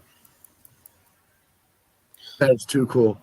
Yeah, and I actually still have the pair of sneakers that I was wearing a couple of years ago. And what is the ground really red, or what is the soil like? Where I was, it was like a brownish red, like it was iron rich. It smelled like if you'd ever been to, I suppose, like New Mexico or Arizona. Been there. I know what it smells like. Maybe even, well, there's a place in Pennsylvania that I've been to a lot that it used to be the ocean, so it's covered in. You find a lot of like sea life in the ground there. And it's just lots and lots of it, like it all died all at once and just rested there. And you can smell the dead sea life there. Fish. It's kind of, well, Yeah, but it's the iron mostly in the bodies. Mars smelled really strongly like that.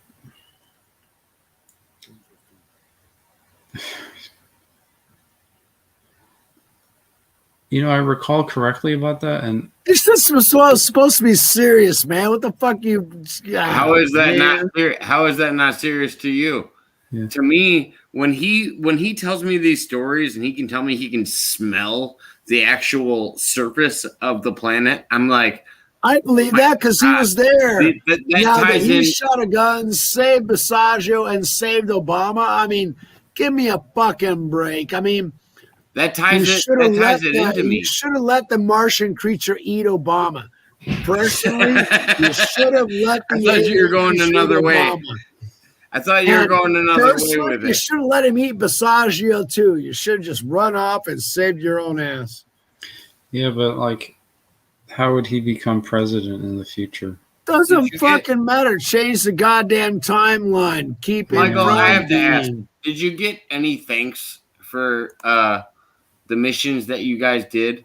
Because Andrew says he claimed like I don't know $56 from the U.S. government. Did you get any thanks for what you guys did? No. I mean, it was like, whatever. I don't really expect that. So But I'm just saying, off air, Andrew's still complaining Off that he's air has blind because Andrew- of them. off air, has Andrew ever said thanks? Like I wouldn't be here without you. Anything like that? Like Is Andy Basiago capable of saying thanks? no, no, but he 100% actually, no, 100% no. he is actually the guy who told me about Bitcoin. Yeah, you had said that. Yeah, he got you So- introduced to it because he had some kind of business in Europe. Yeah, he had a business with a guy in England that was like a So there's your thanks. You don't need Oh. anything else. You're already a millionaire. Fuck off. billionaire. I tell you, don't forget your friends. All right, just $500 this way. Good thing. It doesn't work that way. Mm-hmm. I'm Yeah, pretty sure billion. you can. I'm pretty sure you can share Bitcoin. You don't have to hoard it. You Billions. can get your own. No, see, that's the thing is, True. billionaires always think You can about, get hey, your yeah, own, everybody else or can friends make can their share own. with you. I'm not going to help anybody else because fuck them. Yeah, once you get to be a billionaire, that's basically the mindset. I got mine my way. You should learn that way too. Fuck you. But the thing is, you can do exactly the same. So why would I just? Why Give should he away. help us? Because we can help ourselves. It's like that old adage, teach a man how to fish, you feed him for a lifetime. Just you give him a fish, he's only going to eat for a day, and he's going to grumble that he didn't like. Eating for a day, man. He's Give me going a to grumble fish for that a he day. didn't like the taste of the fish and wasn't the kind of fish that he liked, and he wanted a different kind of fish. And that's more effective. You can toss me whatever fish you want. I'll fucking eat it. I just need to eat. Okay, well, Hungry, motherfucker. I'm hungry. here's I'm a eating fish. fucking peanuts, man. Oh, dude, Well, this entire show, we I ate a package of peanuts and a case of beer. I mean, seriously. that's a well balanced diet. I mean, I can't complain. Lots of carbohydrates. But we should probably wrap it up. Where we've put in a full days of work today. We're over Another 3 hours. we're over on this 7 one? hours. We're over 7 hours in total, probably. And Seriously. Wow, we All beat right. Andy Bishago. oh man, I mean we did it. That's where we failed. We did it in 2 episodes. You can't beat Andrew. He does 9 straight with no That's- bad. Hey, Jake, we're set up then on Thursday, 9 straight. Is that it? We got to put in 10 straight. So, well, the reason I was actually bringing this up too is because, Michael, if you're available, I want to start doing it. I wouldn't mind having you come on with me and Michael on a regular basis as well, because we can talk for hours. We have all of the current topics on our head.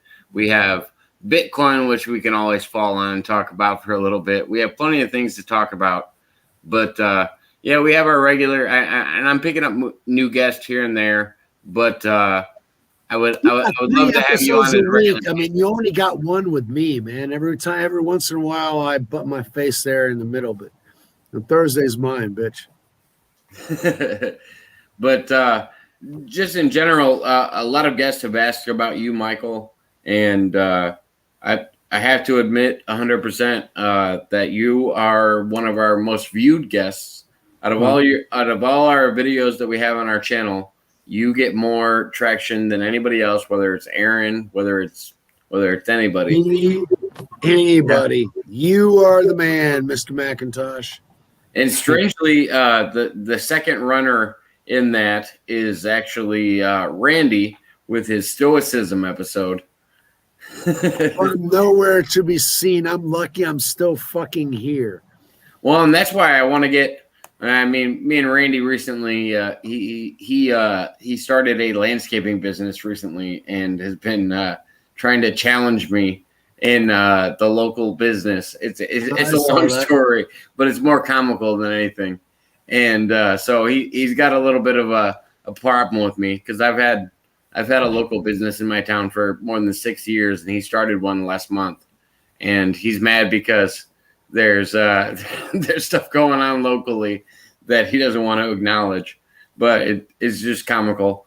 But hopefully we can get him on here soon, and I want to get you and him talking too, whether it's Stoicism and religion, or if we want to have a round two with that, because I think you guys would have a lot to talk about. And I also want to get Michael on here on a regular basis because Michael, there's 100 guests on here that want to talk to you that jump on here just to find you. And then at the same time, if we can have you on here on a regular basis, telling a little more of your story every time, that's great. And I mean, we can kill the time we have plenty of topics. Notebooks from the past are gold, man. I mean, that's that. We Yeah. want to hear that. Now, everything else, yeah, it's excellent conversation. We fucking killed off 7 hours today just doing that. Yeah, just shooting the shit. And then we probably got an hour's worth. We probably got an hour's worth of time just talking about Michael's current experience, because I know me and Michael on and offline have talked at least an hour and a half just about the current entry that he's put in, and I know we could talk longer. So, yeah, Michael, we'd love to have you on more, and I don't want you to think you're not welcome. Anytime we go live, you're more than welcome to jump in. Cool. Have you guys seen the movie The Tomorrow War? I have. I want to see it. I've heard so much about it. I want to. I have. That could happen. It is predictive programming. It's what's going to happen. I could see it happen. It's what we could allow to happen if we don't choose differently. In what sense? How do we choose differently? Choose differently. I mean, if someone says choose between shooting yourself in the ass or don't shoot yourself in the ass, you choose not to shoot yourself in the ass. Well, it's easy when it's an obvious decision like that. But if it's about supporting your country in a bad decision, or, supporting the wrong cause, shot or not, even if you know the government's fucking lying to you. Choose none of the above.